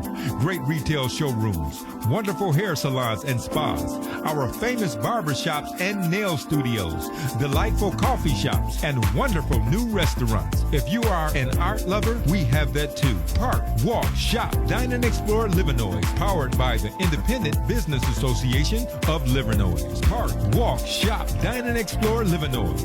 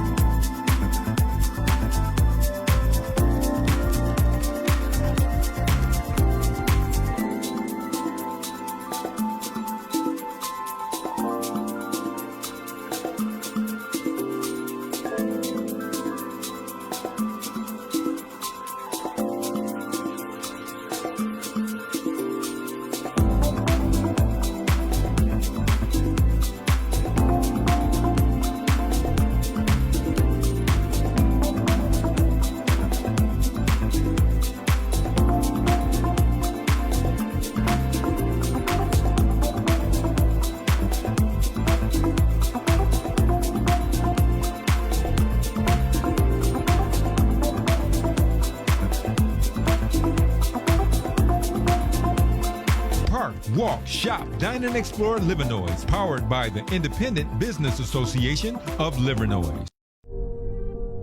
My name is Charles Hicks, and I'm the POMAR, which is the president of Kappa Alpha Psi Fraternity Incorporated. And I'm Emmanuel Dole, member of the Health Committee, Kappa Alpha Psi, Detroit Alumni Chapter. On behalf of Wayne County and Kappa Alpha Psi Fraternity Incorporated, we ask that you continue to wash your hands frequently. Stay away from large crowds. And get tested for COVID. And practice social distancing. Wear your mask. Together we can stop the spread of COVID. From the Office of Wayne County Executive Warren C. Evans and RBI Events. My name is Rufus Bartell from the Independent Business Association.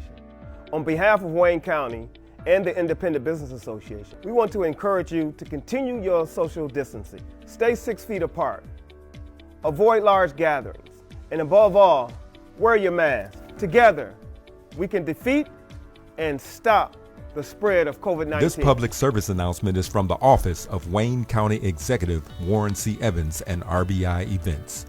Hi, my name is Gina R. Prince, and I'm so excited to share with you my third published book, In the Weight of Every Loss. In the Weight of Every Loss, I share revelation God gave me concerning the scripture, Hebrews 12:1, stripping off every unnecessary weight and the sin which so easily and cleverly entangles us. In the weight of every loss, I'm being completely transparent about my own struggles I endured in my personal walk. Serving in a leadership role as an ordained apostle, preaching the gospel of Jesus Christ is not always easy. So if you are called into leadership or are actively in a leadership role right now, In the Weight of Every Loss will expose the real work of the enemy. You will be encouraged to regain your strength again and return back to the will of God. In the Weight of Every Loss is for those in leadership struggling to maintain strength. It is for those who truly want to walk in truth and for those who are no longer willing to live in a lie anymore. Get in the weight of every loss. Back. We are back. We back. Welcome to Girl Chat. This is our first show. What y'all think, Carol and Miranda? I'm loving the conversation. All right. I'm loving it. Yeah, this Yes. conversation is getting heated Yes. here, but I'm happy to announce we got one of our EWO sisters that's coming in. All right To now. do a thing, toot, toot, toot. Hey, so this is Tanya Braxton. I call her the coach doula because you're going to have to explain that to me while they get there, which I love the enunciation of that. She does so many wonderful things. And of course, number one, she's an elite woman of our organization. And plus she wears a many hats and she helps a lot of families through their struggles. So Tanya, could you give us a little bit about yourself and what you do? Well, thank you. I'm so excited about being here with you ladies on your premiere show. Yes. I am a life coach. I am an author. I'm a speaker, and I am a mental health counselor. And you mentioned the change doula. So what a doula goes back hundreds, probably thousands of years. It's a labor support coach. So my responsibility is to actually help a woman during the birthing process to make sure that she's comfortable. As the change doula, I help women give birth to change.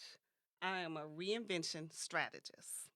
So most people don't like change. They don't embrace change. As a change doula, I help them give birth one push at a time. So Wonderful. actually think about the trimesters of a woman giving birth, and each I'm there every step of the way. Oh, that is Awesome. well my main key is what we have in majority is mental health. You're a Yes. mental health counselor. How, Yes. you know, I really want you to speak on what services that you offer for as mental health, because again, we like bringing conversations to the table that people need to hear, because mental health is at its all-time high, because you've been extremely busy, Miss Lady. Oh my God, yes. Yes. So I am licensed in the state of Michigan as a limited licensed professional counselor. And what that means is that I'm going in and I'm doing mental health counseling. Of course, 2020 took the whole world by storm. Nobody anticipated it, expected it. March came and it's like, boom, everything is on shutdown. You know, people we know, everybody knows somebody who was impacted by a death from COVID. Yes, Everybody. And what I've experienced is that more people have anxiety, depression, the suicide rates have gone up. Substance abuse has gone up. Mm-hmm. Divorce rates has gone up. I mean, it affects everybody differently, of course, but I see every single day people impacted by depression and anxiety. And even for mental health counselors, therapists, clinicians, psychologists, it's affecting us too. We're human beings. We just Yes. have different coping strategies and skills, but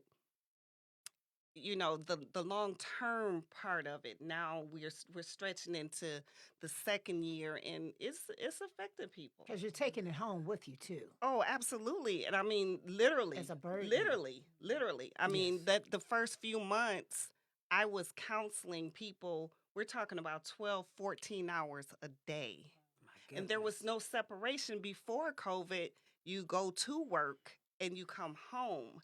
Now your place of work is your home. Oh And my so a God. lot of people are finding it a problem separating work from home. That work-life balance, it doesn't exist anymore. So that is causing a lot of anxiety for a lot of people. That's so sad. Right. So It is sad. sad. And so the services you provide, how would they get in contact with you before we get deeper on into your books to say where you are today?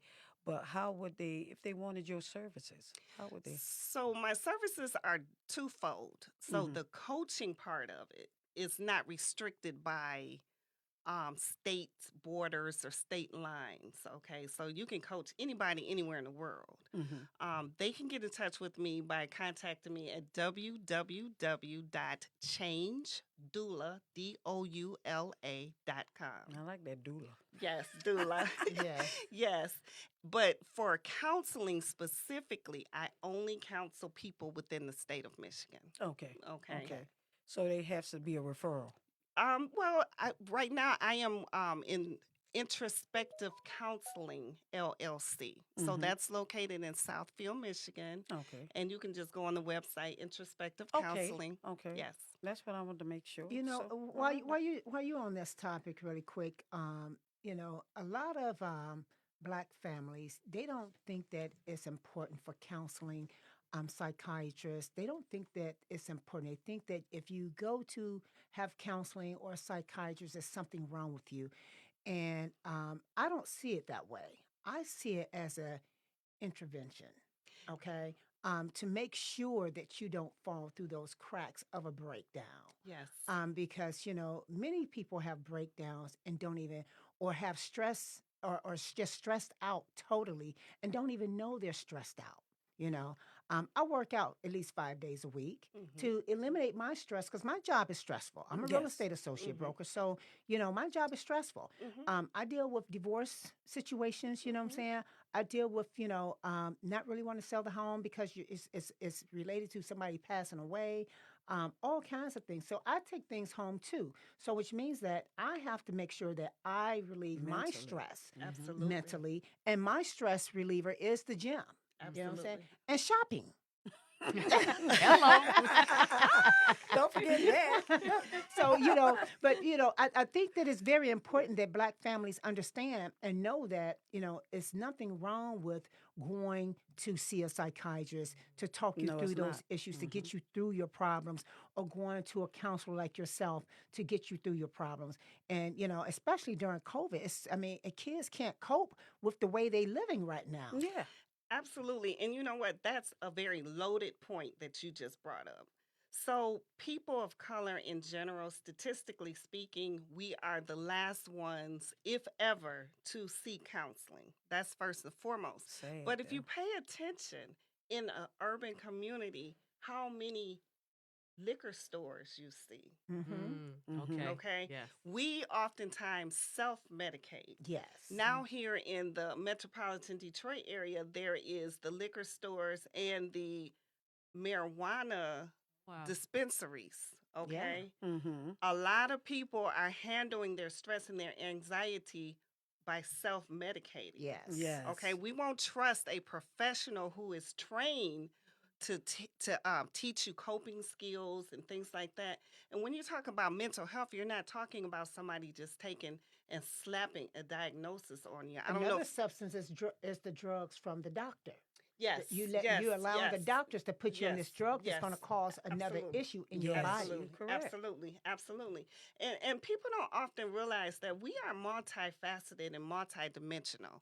So to not handle you talked about working out. That's an excellent way of actually working that stress out. Stress produces chemicals. Yes. Those chemicals are stored in the body, so they have to be physically removed from the body. So that's one way. Talk therapy is another way of getting those chemicals out and moved throughout the body. Then you talk about trauma. COVID-19 and the coronavirus, the pandemic, is a trauma that we are all experiencing. And the side effects, the after effects, we don't even know about it yet, how it's going to affect long term. The children, for example, not being in school and not socializing. Their socialization is directly just a computer. That has long-term ramifications that we don't know about. Yes. So it's important as people of color for us to understand that talking to a professional, you said a psychiatrist, which is a medical doctor who has a specialty in the mental health field, but there's the therapists and the counselors and clinical social workers who are all trained to talk to people and get them to a place where they have developed healthy coping skills as opposed to just using self-medication, drugs or alcohol.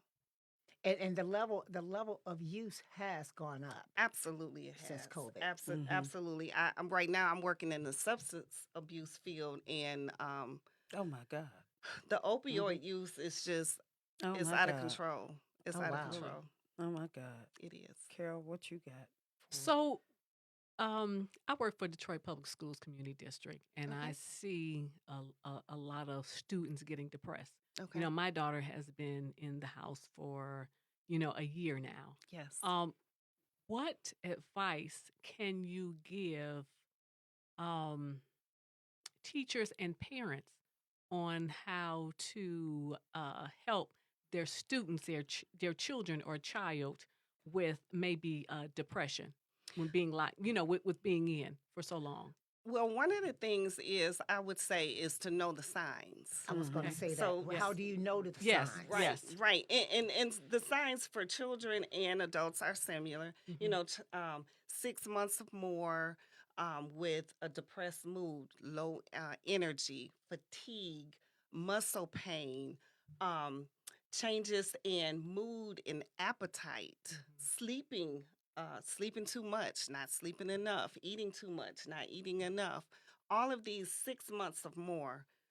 And I don't know if your audience can see, but I have this really big book. This big book is the book that mental health professionals actually use to make diagnosis. So it's not about just saying, well, you have depression and you have anxiety and you have social anxiety. It's actually built on a science of symptoms that have to fall in place in order for a person to be diagnosed. So once you know the symptoms, you can say, well, okay, my daughter is exhibiting some of these symptoms. Yes. Let me get somebody for her to talk to. Yes. And then to help to normalize it, to help parents and teachers and even the students to understand what you're experiencing is normal. You're not alone. You're not the only one. There's nothing wrong with you. This is a system with this COVID and this pandemic that everybody is experiencing it on some level or another. So normalizing so that the person isn't feeling like that, something's wrong with them or they're abnormal or, as a young kid would say, a freak, something like that. They need to know it's normal. Yes. Yes, it does. And know what? A lot of people don't understand that you don't always have to talk to your family member. And so they be afraid. It's good to talk to someone you don't know because the person you don't know can actually give you a true diagnostics of yourself. Yes. I think of that because, us as family, the love we have for our family members, we'll lie to them. We'll lie to them. And I don't know, Carol. some I'm of us straight to the point. Yeah, so I said we. I mean all of us. We'll lie. they depressed and they feel it's like we'll sit there and say, oh, it's gonna be okay and all right, but instead of saying, hey, look, you looking crazy. Let's go. But here's the thing, though, Carol. Yes. What does crazy look like? Yes. I mean, by the time It's you know different. somebody that you can identify as crazy, then it's gone to an extreme. It's the people who are quote unquote normal, functioning. What is your normal? Something that's not right. You're not acting normal. Exactly. Yeah. Normal based on what your normal is. Exactly. No, my normal of what I'm used to seeing you as. But a lot of schools and universities, they actually have social workers there at the schools to where the students, especially since COVID, and it's free services that they're providing. Because I know, like my daughter told me that, they have free services at Michigan State. And, just dealing with her coping with doing her bachelor's and her master's at the same time right now, it's been very stressful, especially being on the computer. You know what I'm saying? And not in person. And so she's so excited, super excited to go back into the classrooms. That's why she's going to get her COVID shot. So that way she could feel safe, But, she did opt into going to talk to a counselor about the COVID experience that she's having and the stressful situation of being out of the classroom. That's how you raise You know what I'm saying? For her to be so open. she understands, she's very open, and so she understands that there is a problem. She's like, this is not me. This is not the norm. This is not what I'm used to. And I'm like, what is wrong with you? You're not what you're supposed to be doing around here, whatever. And she was like, get off my back. I'm dealing with this schoolwork, And so, we're just going back and forth about it. But, I'm pretty blunt. And my whole family will tell you I'm blunt, And sometimes, I can hurt people's feelings. Don't mean to hurt your feelings. I'm just trying to take you where you need to be at, so you can understand what the issue is and where you need to, what you need to know. So that's my bluntness, though. And sometimes I do have to hold my tongue just a little bit, but when I let it go, I'm gonna let it go. Yeah. But you know what though. A trained professional does the same thing. What we do is we help to pull what's inside out by asking powerful questions. Oftentimes people say, well, I don't want to go to a therapist because I don't need them telling me what to do. Exactly. Well, that's not what we do. No. What we do is we help you to find the answers that are lying deep inside of you. Yes. Yeah. So, Carol, You're what exactly you right. have to ask about her books before we So yes, roll I it was on out? telling Carol, I said she wrote some books. I want to know all about them. Yes. Because, So tell us. Yes. Okay. So this right here is my baby. This is The Art of Reinvention, and it's transforming brushstrokes into your living masterpiece. So basically, what I did was I took some things that I had experienced in my own life: divorce, domestic violence, sexual abuse, molestation, rape, those type of things, and I wrote about it. But I wrote Wonderful. about it It's best to in a get it out. way, and that was part of my It's best to healing get it out. journey. Get it That out. was part of it, exactly.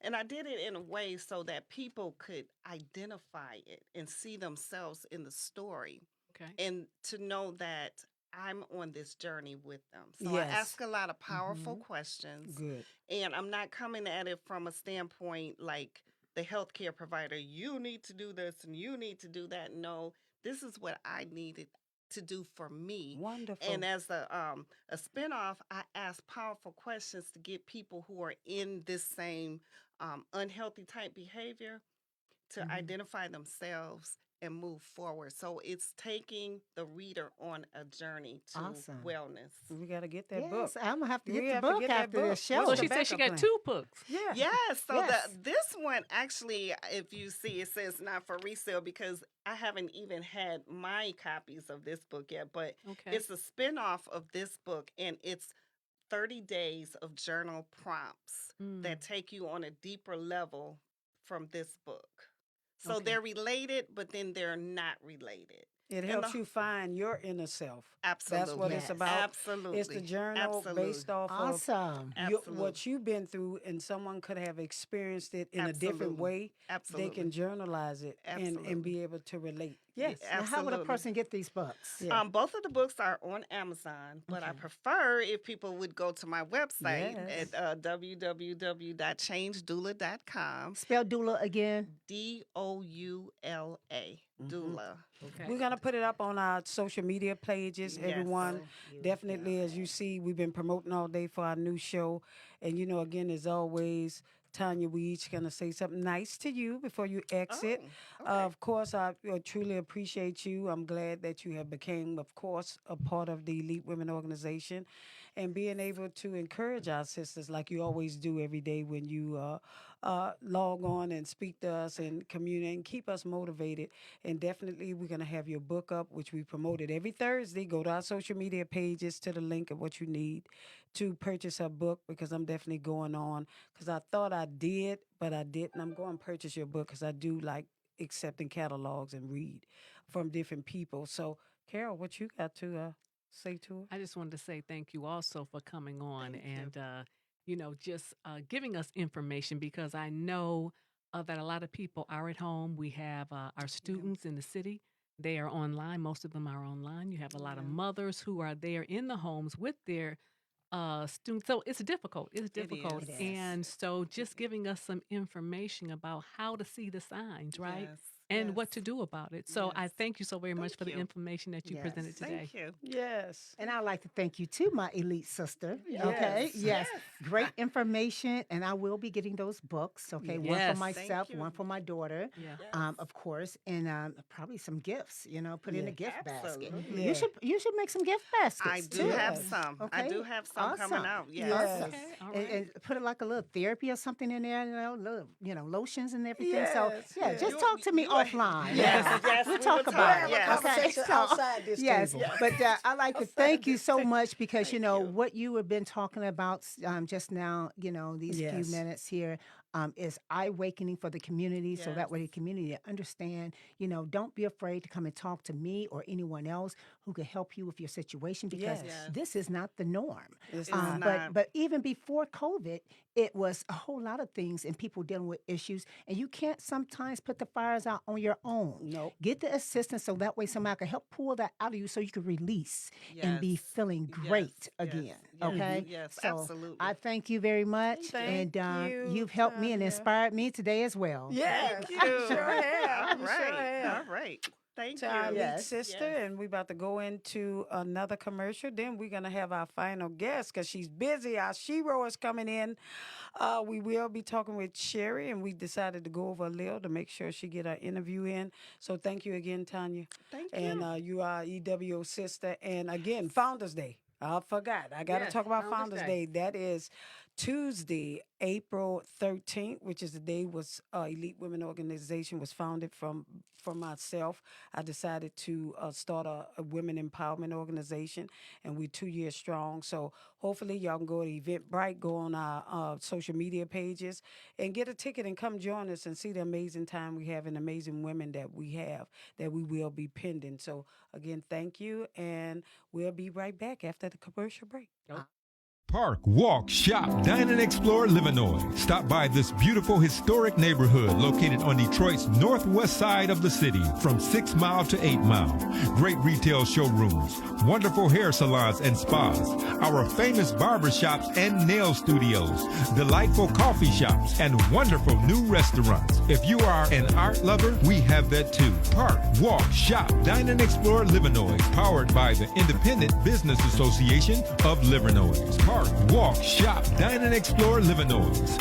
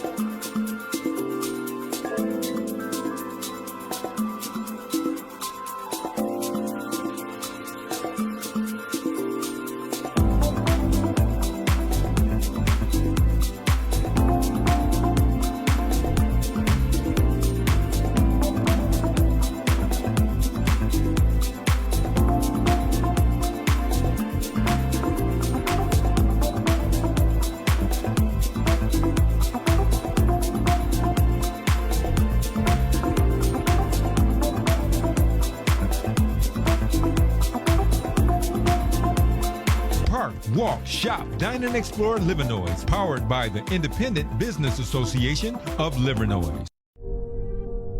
My name is Charles Hicks, and I'm the POMAR, which is the president of Kappa Alpha Psi Fraternity Incorporated. And I'm Emmanuel Dole, member of the Health Committee, Kappa Alpha Psi, Detroit Alumni Chapter. On behalf of Wayne County and Kappa Alpha Psi Fraternity Incorporated, we ask that you continue to wash your hands frequently. Stay away from large crowds. And get tested for COVID. And practice social distancing. Wear your mask. Together we can stop the spread of COVID. From the Office of Wayne County Executive Warren C. Evans and RBI Events. My name is Rufus Bartell from the Independent Business Association. On behalf of Wayne County and the Independent Business Association, we want to encourage you to continue your social distancing. Stay 6 feet apart. Avoid large gatherings. And above all, wear your mask. Together, we can defeat and stop the spread of COVID-19. This public service announcement is from the Office of Wayne County Executive Warren C. Evans and RBI Events.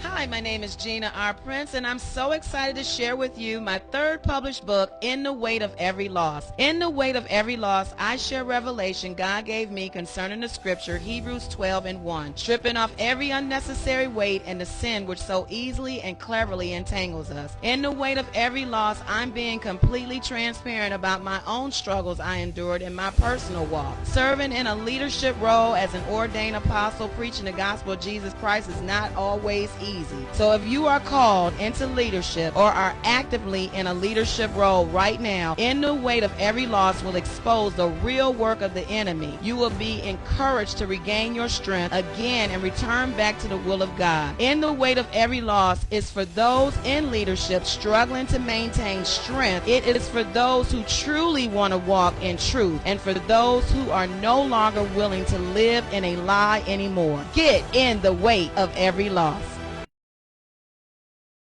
All right. We are back with my Shiro, and I'm going to turn it over to Carol Weaver, though. to do Well, that we today. left the best for last.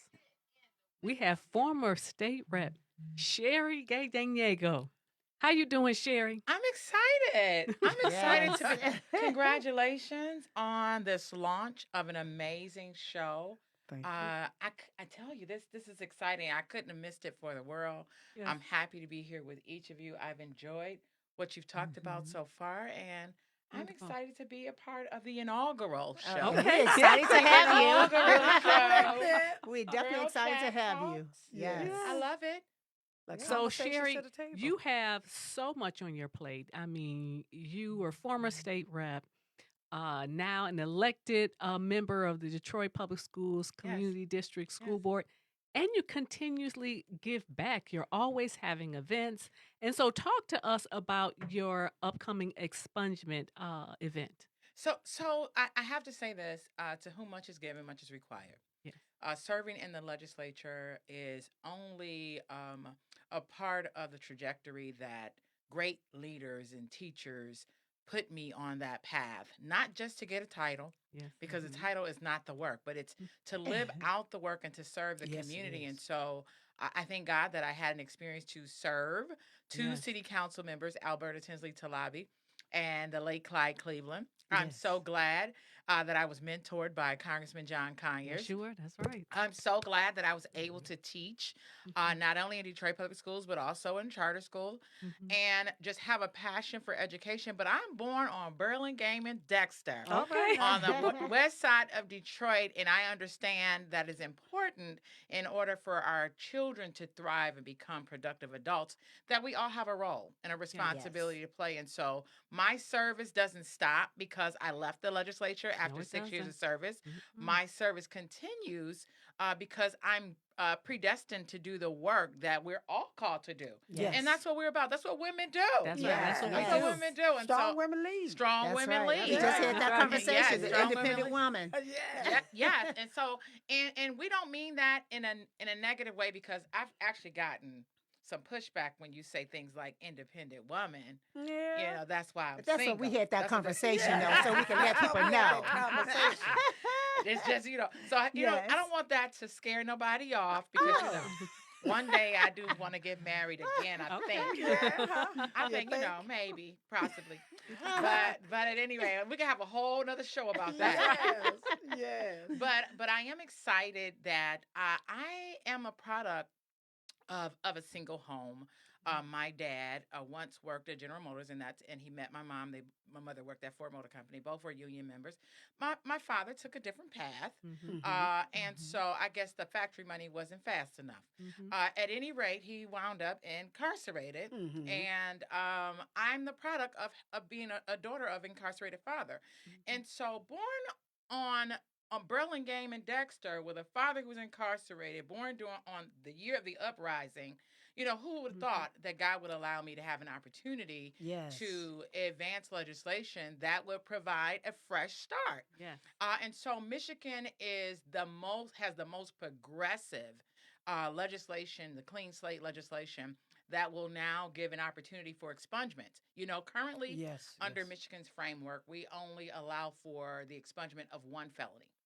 And while I'm not one felony, and while I'm not an attorney, I do understand and have learned in working with my colleagues, our new chair of the Detroit caucus, Rep. Tanisha Yancey, who is an attorney, who has a remarkable story, and she will be at our event. Yes. Rep. David LeGrand, Rep. Graham Filler, even Senator Pete Lucido. Well, no. He's now a prosecutor. Yes. All right. So, these are people that I've learned from on both sides of the aisle about the laws that impede rebirth in our community. Right. And so our citizens deserve a second chance. Yes. And so being the only sister, only African American that has a bill in this clean slate package, a bill that I put in for all 3 terms to have my bill selected to be a part of this, I'm ecstatic. Because we are now going to provide, in my bill, One Bad Night, Public Act 188, residents who have, for some reason, scarred past, to get 3 felonies expunged. Whoa, that is wonderful. Yes, having them roll into one. Having numerous misdemeanors, having the ability to have those expunged. And in this entire package, we're addressing former Rep. Isaac Robinson had a bill as well that would address automatic expungements and addressing the whole marijuana piece. Yes. And those issues. And so while it's a couple of bills in the package that deals with that, it will take a little bit longer for implementation because it's an automatic process. But I'm so excited that we are, we're advancing. Exactly. We're giving second chances. And so for those who are watching or listening, myfreshstart.com is the website, but we are working along with our Attorney General's office, Dana Nessel, that will be providing some training for attorneys that will be offering pro bono services. We will be it's going to be a hybrid event. So we're going to be in person. Next Saturday from 9:30 to 12. We'll be offering pancakes. So it's pull up, pancakes, policy, and purpose. Can you feel me? The pancakes. Because they having my shrimp and grits. Girl, them pancakes are good. The shrimp and grits. Well, you know what? My committee says I always go too far over the top. They say you got to do all right. Girl said enough. She's like, you want to have shrimp and grits, and then so we're trying to. Let me tell you why we have to make it affordable. Yes. Because fingerprints for individuals to get their records expunged, that's a cost. To check in the iChat system, to make sure what their offenses were, that's an expense. And so we're working with some pro bono groups as well as some great sponsors to offset the cost of that. So during this breakfast, we are providing pancakes and sausages. And yes, for all of those who do not eat pork, they are turkey sausages. I was just about to ask that. Turkey sausage. And put that down. I'll be pulling up, getting my pancakes. Pull up. You don't even have to pull up. You don't even have to Before get the out show, the come car. on, 9:30. We'll be here Right. at 12. I'm going to pull up. Because I'm going to bring my breakfast here. Please. You can take your breakfast with you. And then guess what? If you can't stay, we also have a platform where the Black Women's Lawyers Association will be hosting the room where people will have an opportunity to interview or have an assessment done with attorneys. And we're going to make this a very seamless process. But we also have a webinar set up where people can log on if they can't come down and get those pancakes. from the Pancake King? I Right. remember. They're Those good. pancakes Yeah. are They're the bomb. delightful. They're fluffy. They They are. fluffy. They're very Yes. fluffy. Fluffy. Our Yes. seniors love them. Our Yes. They seniors do. love them. Yes. Everybody else loves them too. But we're gonna have the pancakes in to-go containers, Yes. to-go bags. They're gonna be hot off the grill. They're gonna be Mhm. out there Yep. on the grill, I'm a hot witness. off the grill. I'm Put a them in the witness. packet, and then we'll give you a little slip. Mm-hmm. If you want to watch from home, your car or work, you can do that. If you want to log into the room to have an attorney, some people are private. They don't want to go and talk about expungements in front of everybody. Right. Everybody don't want everybody to know their past, and Of that's course. okay. Yeah, And so we understandable. want to have a respectful environment that protects and provides some anonymity, so that people can log in and have their records checked on. Don't have to be embarrassed about a past, because listen, Hey, it there happens. go by the grace of God go we, okay? Yes, Some of us amen. just didn't get caught. Yes. So we Exactly, thank God right. for his glory. Right, Thank exactly. God for his glory. So we have a second chance. I could talk all day about this. So yeah. No, Yeah. it's wonderful because I that's want Great the people to information. know They need to know this. all Yes. the great things Mhm. that you are doing, Sherry. I But it's remember. we, all Yeah, of it's you. all of Yes. us. All of Yes. you have, It's all that of you second have, chance. yes. That second chance means the world to so many, because so many people has been shut out of jobs. Yes. So many people has been shut out of And very families smart and because they skilled. can't Yeah. provide for their families. Absolutely. So their families will shut them out because they can't get a job because of their A record. loan, you can't get a Yes. business loan. Right. You can't get a job. There are a myriad of things that you cannot apply And for it's when unfair. you Mistakes are allowed. have mistakes. Exactly. Right. Yes. So second And chance. exactly. Because Martha it's- Stewart got a second chance. Hello, Yeah. didn't she? She's And it's- still out it's here just selling us. sheets and everything else. especially with Snoop Dogg. Exactly. Right. And especially with a lot of our youth who we want to try to educate and Yes. mentor. How can we educate and mentor them still when they have this record and they can't move forward? Absolutely. They feel captured. They feel captivated They to where they can't even are. do anything They else. are. Now all we're doing is mentoring and educating them, and they still can't take it no further. Listen, No. I can't tell her Yeah. story for her, but Rep. Tanisha Yancey is the epitome of this story. Having an offense on her record from her past did not stop her From getting her degree. getting her degree, going to law school, getting her Yes. law license, becoming a state legislator, and that's what she'll be talking Yes. about. And she's even advancing more legislation. Our former Detroit caucus chair, Brian Banks, his offenses did not make him stop. In fact, he has a book out that's called It Had to Happen, and he's still moving forward. And he got his Yeah. Juris Doctorate, and he's working on his PhD. And so Wonderful. we got to God is encourage good. people and let God them is know good. just because you had an offense, you made a mistake, we are not going to have a true reentry program until we address the impediments that block our returning citizens from getting jobs, from starting businesses, from Yes. getting loans or have a home. These are things that we must do and we must advocate for, and we must make sure that it happens. And so I'm thankful for the Horatio Williams Yes, Foundation. yes. I'm thankful for Teen yes. Wellness Center. I'm Yeah. thankful for Gilead, Black Women's Lawyer, Lakeshore Legal Aid Yes. and Defender. Yes. I'm thankful for all of these people who have come on board Come together. to make this a reality, because it's not about me, it's about we. Yes. What can we Exactly. collectively do? This is a redemption and resurrection weekend. Yes. And It who is. is not entitled to redemption and resurrection? Yes. If we've never had a thing that we're embarrassed about or ashamed right. about in our lives, then good for you. But I Yes. thank God for his blood. I Yes. thank God for resurrection and redemption. Preach it And now. hey, it's You know about she us is. to give it to the rest She of our right. citizens. Yes. She Woo, wrote girl, You get too hot up in here.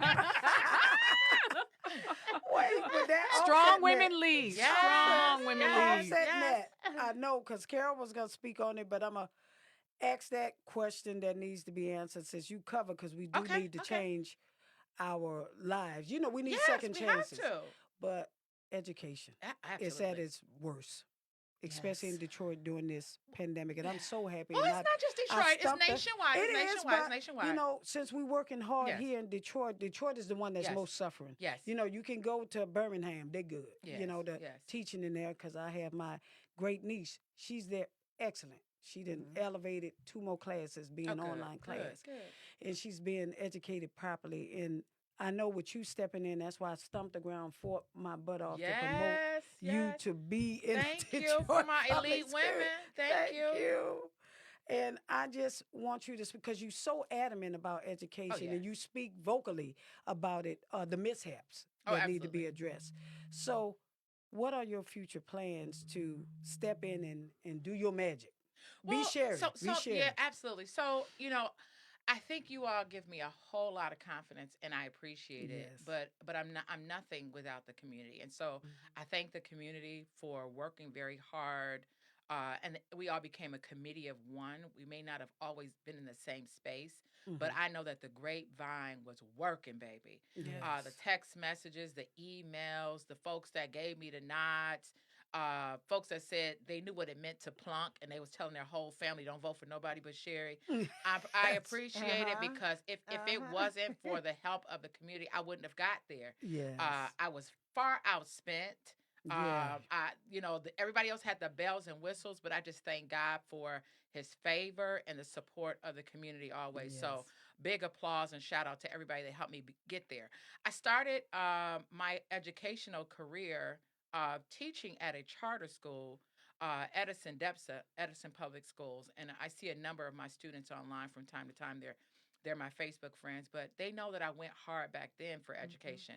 I would have started at DPS if it wasn't for the HR problems that they had. And so thankfully, they have worked through a number of those. And so I went to DPS thereafter.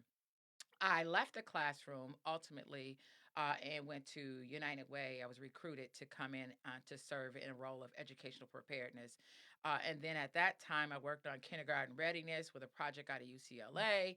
And then ultimately, the EAA jumped off. Yes. And that kind of pulled the rug from up under a number of us seeing what was happening. And so I see your previous guest that was on, candidate for mayor, Anthony Adams. I served with him on the transition committee for DPS, even when it was returning our district back to self-governance. And we know the story, or if you don't know the story, you have to watch the story or research the story of the dismantling, the intentional dismantling of DPS, because that's what it was. It's always about the money. Yes. Detroiters pass bond after bond after bond after bond, and we always get hijacked. And our scores weren't the lowest at one time. Our scores were the highest. We had a bustling district with over 200,000 students, and we had a reputation around the country as being excellent. But for whatever reason, the state legislature, under the leadership of some who will remain nameless right now, are helped to dismantle our district and to take the money. And so we've seen a district that continued to struggle. After the EAA, we continued to struggle. And then in 2016, serving in the legislature, going in, I had an opportunity to work and push back on the legislation that would present us a district without a board.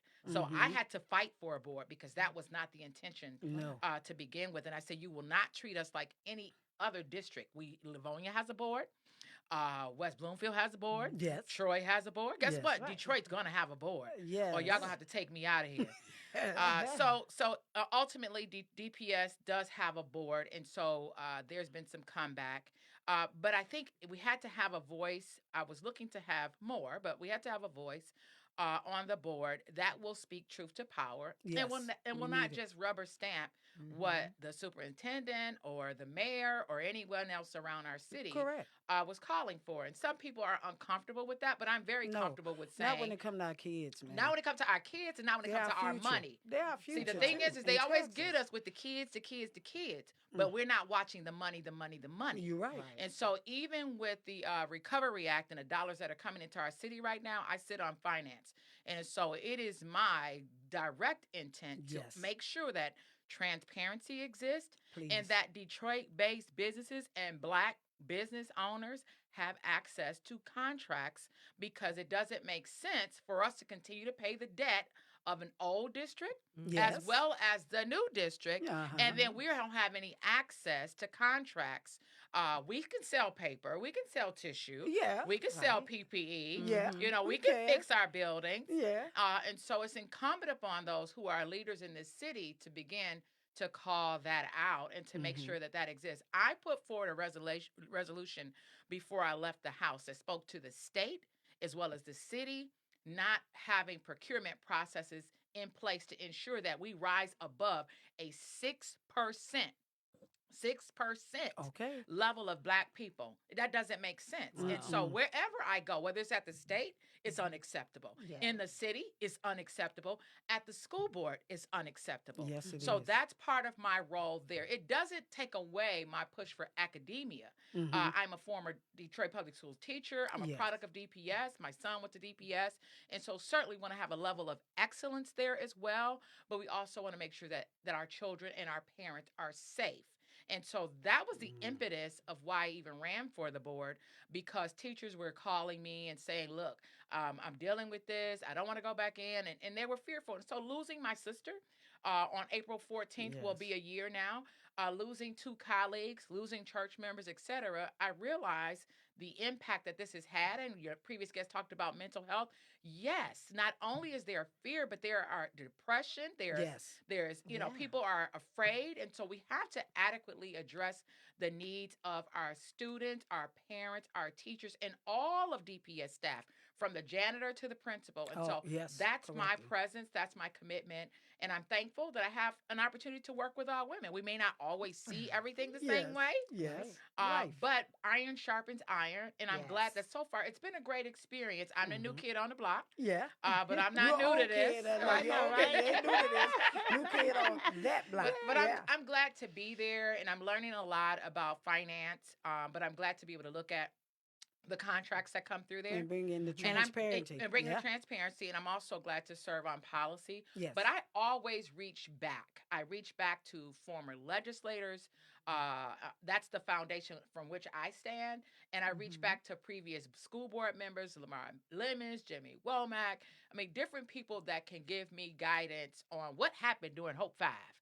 What happened during the first takeover? What happened? And so if you don't know the history, you won't be able to fix the problem. You won't be able to go forward in fixing the problems. So it's a collective effort. It demands a lot of time, a lot of prayer, a lot of focus. But I'm thankful. I truly am thankful for the opportunity to push our children forward. Yes. I'm glad that we won't be opening right back up after spring break because our numbers have 2 more weeks. Yes, 2 more weeks. So our numbers have ticked up. But being a voice that you don't have to be combative. You don't have to be combative, but you don't have to rubber stamp everything, and you don't have to say yes to everything. Yeah. So what? So talk about Miranda. Oh yeah, go ahead. We'll talk about being the voice. Strong women lead. So I know that sisterhood is good. Yes. And I am not in a sorority. I say I was me fi me because I traveled a lot when I was in college. But I am an elite, a member of the elite women, and Strong Women Lead. Strong Women Lead. I mean, so tell me a little bit about Strong Women Lead and how can younger women that are viewing this get involved with the movement? So thank you. So again, I always go back to our elders, former state representative Carolyn Cheeks Kilpatrick and Congresswoman Kilpatrick, Barbara Rose Collins, Alma Stallworth, Teola Hunter. Yes. These are great women that paved the way, and I call them my leg Michigan legislature. That's a hashtag, matriarchs. And so during my first term in office, we had a celebratory luncheon where I invited their wisdom and I presented them with awards down at the DAC. And I'm thankful my former chief of staff, Burton Brown, helped me to organize and sponsor that. But the goal was to create an ongoing bridge of service. Martha G. Scott, who served and fought for affordable auto insurance, was one of the women that I recognized and poured into my leadership. Joanne Watson, she was there. Another great, strong voice, advocating always for the people. She was there. Commissioner Jewel Ware, I was about to bring her up. Kathy Garrett, Rest in peace to her. Emma Bell. These are all women that were part of this first luncheon. And I just realized in serving in the legislature, and I hope this is not taken the wrong way, as Black elected women, we don't have the same pool to pull from as our Democratic sisters. Our other the white liberals, we don't get the same preference, priority, opportunity. And so I started Strong Women Lead thinking about the support that other elected women, Black women, need, and the support they need. We often get pushed to the side and say, well, you're a safe seat.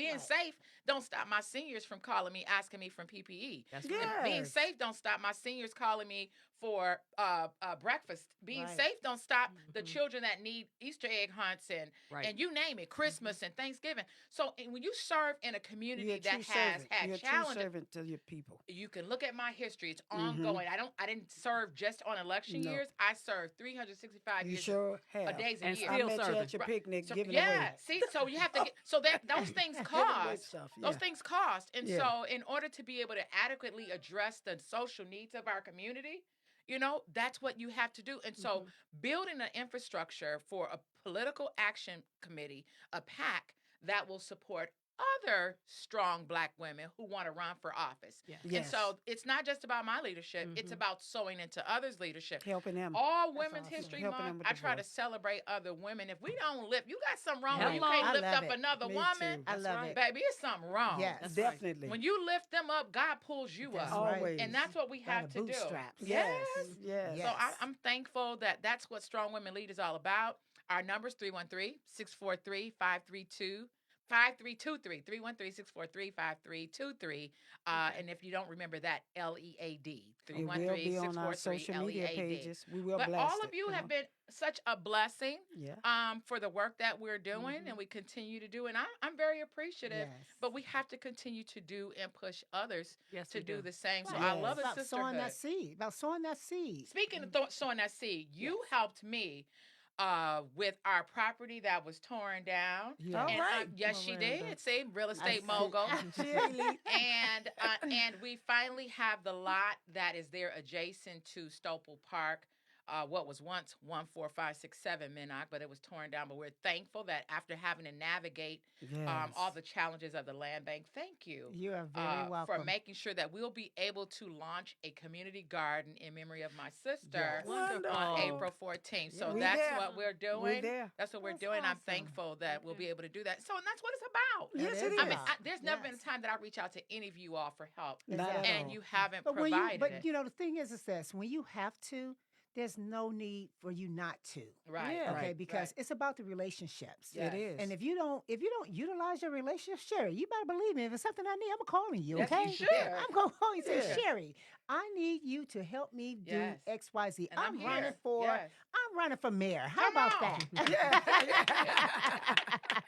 Come on, that's what No, we're about. But seriously though, it's about planting that seed and making sure that you help and push somebody else up to the top. Yes. Because if you don't help anyone else, you're not going to get to where you got to get to. Absolutely. No. That's You that's know, what it's your about. blessings come from that. Yes, it Yes. does. From giving. And you I'm will a continue to believer. stay blessed, Sherry, because you. you are an awesome woman of God. I see it all up on you. Thank Yes. Okay, you. and the spirit that you put out here in the community, from the helping the seniors to the Yes. kids, to helping the incarcerated people that Yes. has been incarcerated, making sure they get back on Second their feet. chance. Yes, second chance, and that's what you're doing is making sure the community continually grow and Yes. vibe and Yes. stay vibrant to the point to where it eliminate the crime. Because if you have the incarcerated out here on the streets and they can't get jobs, Right. that's Where crime. will they go? That's back. crime They gotta again. You know what I'm revert saying? to what They're they gonna know. go back to Yes. what they know. So you Yes. got to give them those second chances. You have to. You We have have to. to. And sometimes, like I said, it could be someone at a very young age who didn't understand and never got it then,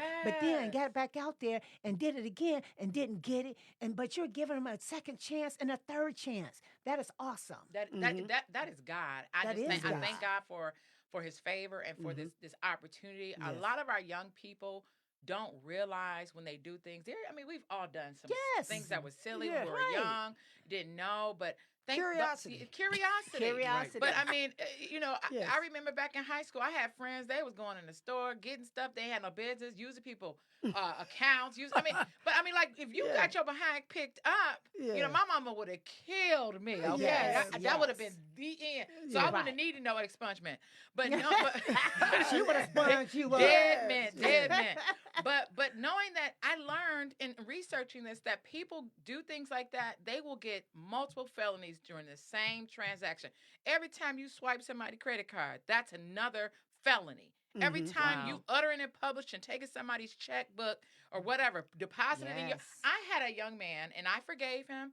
and nobody knows his story except for the volunteers that were around at the time. But he actually, during one of our Detroit walks, took one of our checks and deposited in his account. Ain't that sad? But it's not. it is. Lack of He was knowledge young. He and was young young. not knowing, yeah. And he was so hurt. He was so broken. He was like, I can't believe you forgave me.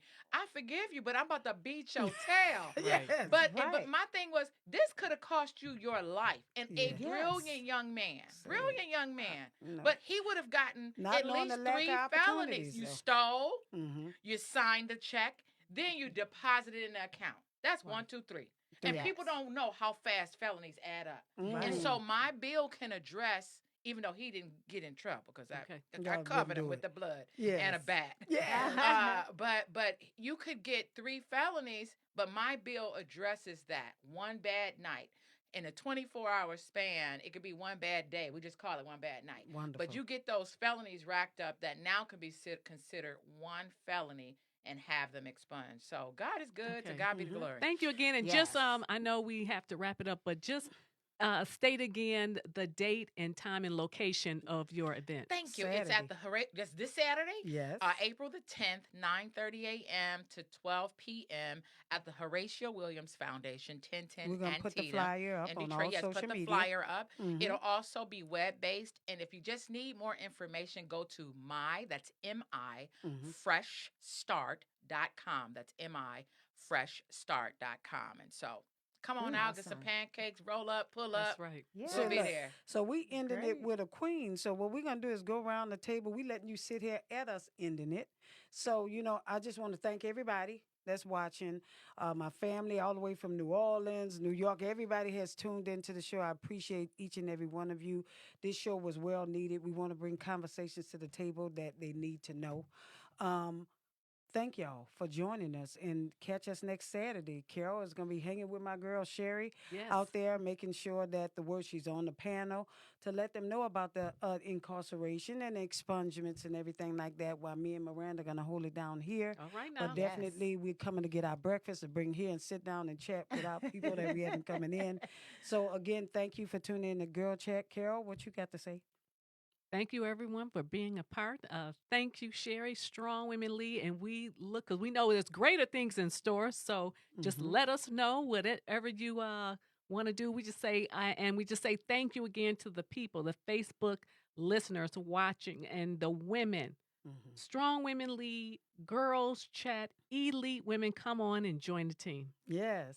Miranda. I'd like to say thank you, everyone, for joining Girl Chat Talk Show. This is our very first show, and you would not be remiss of all the upcoming shows that's coming to you. Yes. I'm starting again next Saturday at 12 noon. You want to tune in and make sure you join us. And I'd like to thank you again, Sherry, for joining, and thank all of our guests for joining. We had an thank all of our awesome guests. panel of We guest did, didn't speakers we? today, Yes. who just gave us a great, tons of great information. I learned so much today from all these speakers. It's just been a blessing in my life, It you has. know. It has. And so I appreciate every one of you, and thank you again, Sherry, and thank you so much, my co-host women, the women that's hosting this event, and all of our sponsors. I just like to thank everybody. Okay, I can't say no more, but thank you. Thank you. Next week, we're going to have Councilman Roy McAllister Jr., Cheryl Steele, and we're going to have the new Wayne County Sheriff Ray Washington here to speak on him stepping in the foot of rest in peace to Benny Napoleon. Okay. So it's going to be a great show next week. I'm coming for my breakfast and grab some expungement That's paperwork right. for people I know in the hood. That's So right. I tell them to check it out, and they need to know. Again, thank y'all for tuning in to our show. And again, we are out. Thank you for tuning in to Girl Chat Talk Show. Make sure you join us live every Saturday from 12 p.m. to 2 p.m. Eastern Standard Time on all our social media outlets. If you want to be a guest, advertise, or sponsor a show, please visit our website at www.girlchattalkshow.com or email us at info@girlchattalkshow.com. Remember, in order to make this world a better place, we must all come together to find a resolve. See you at our next show.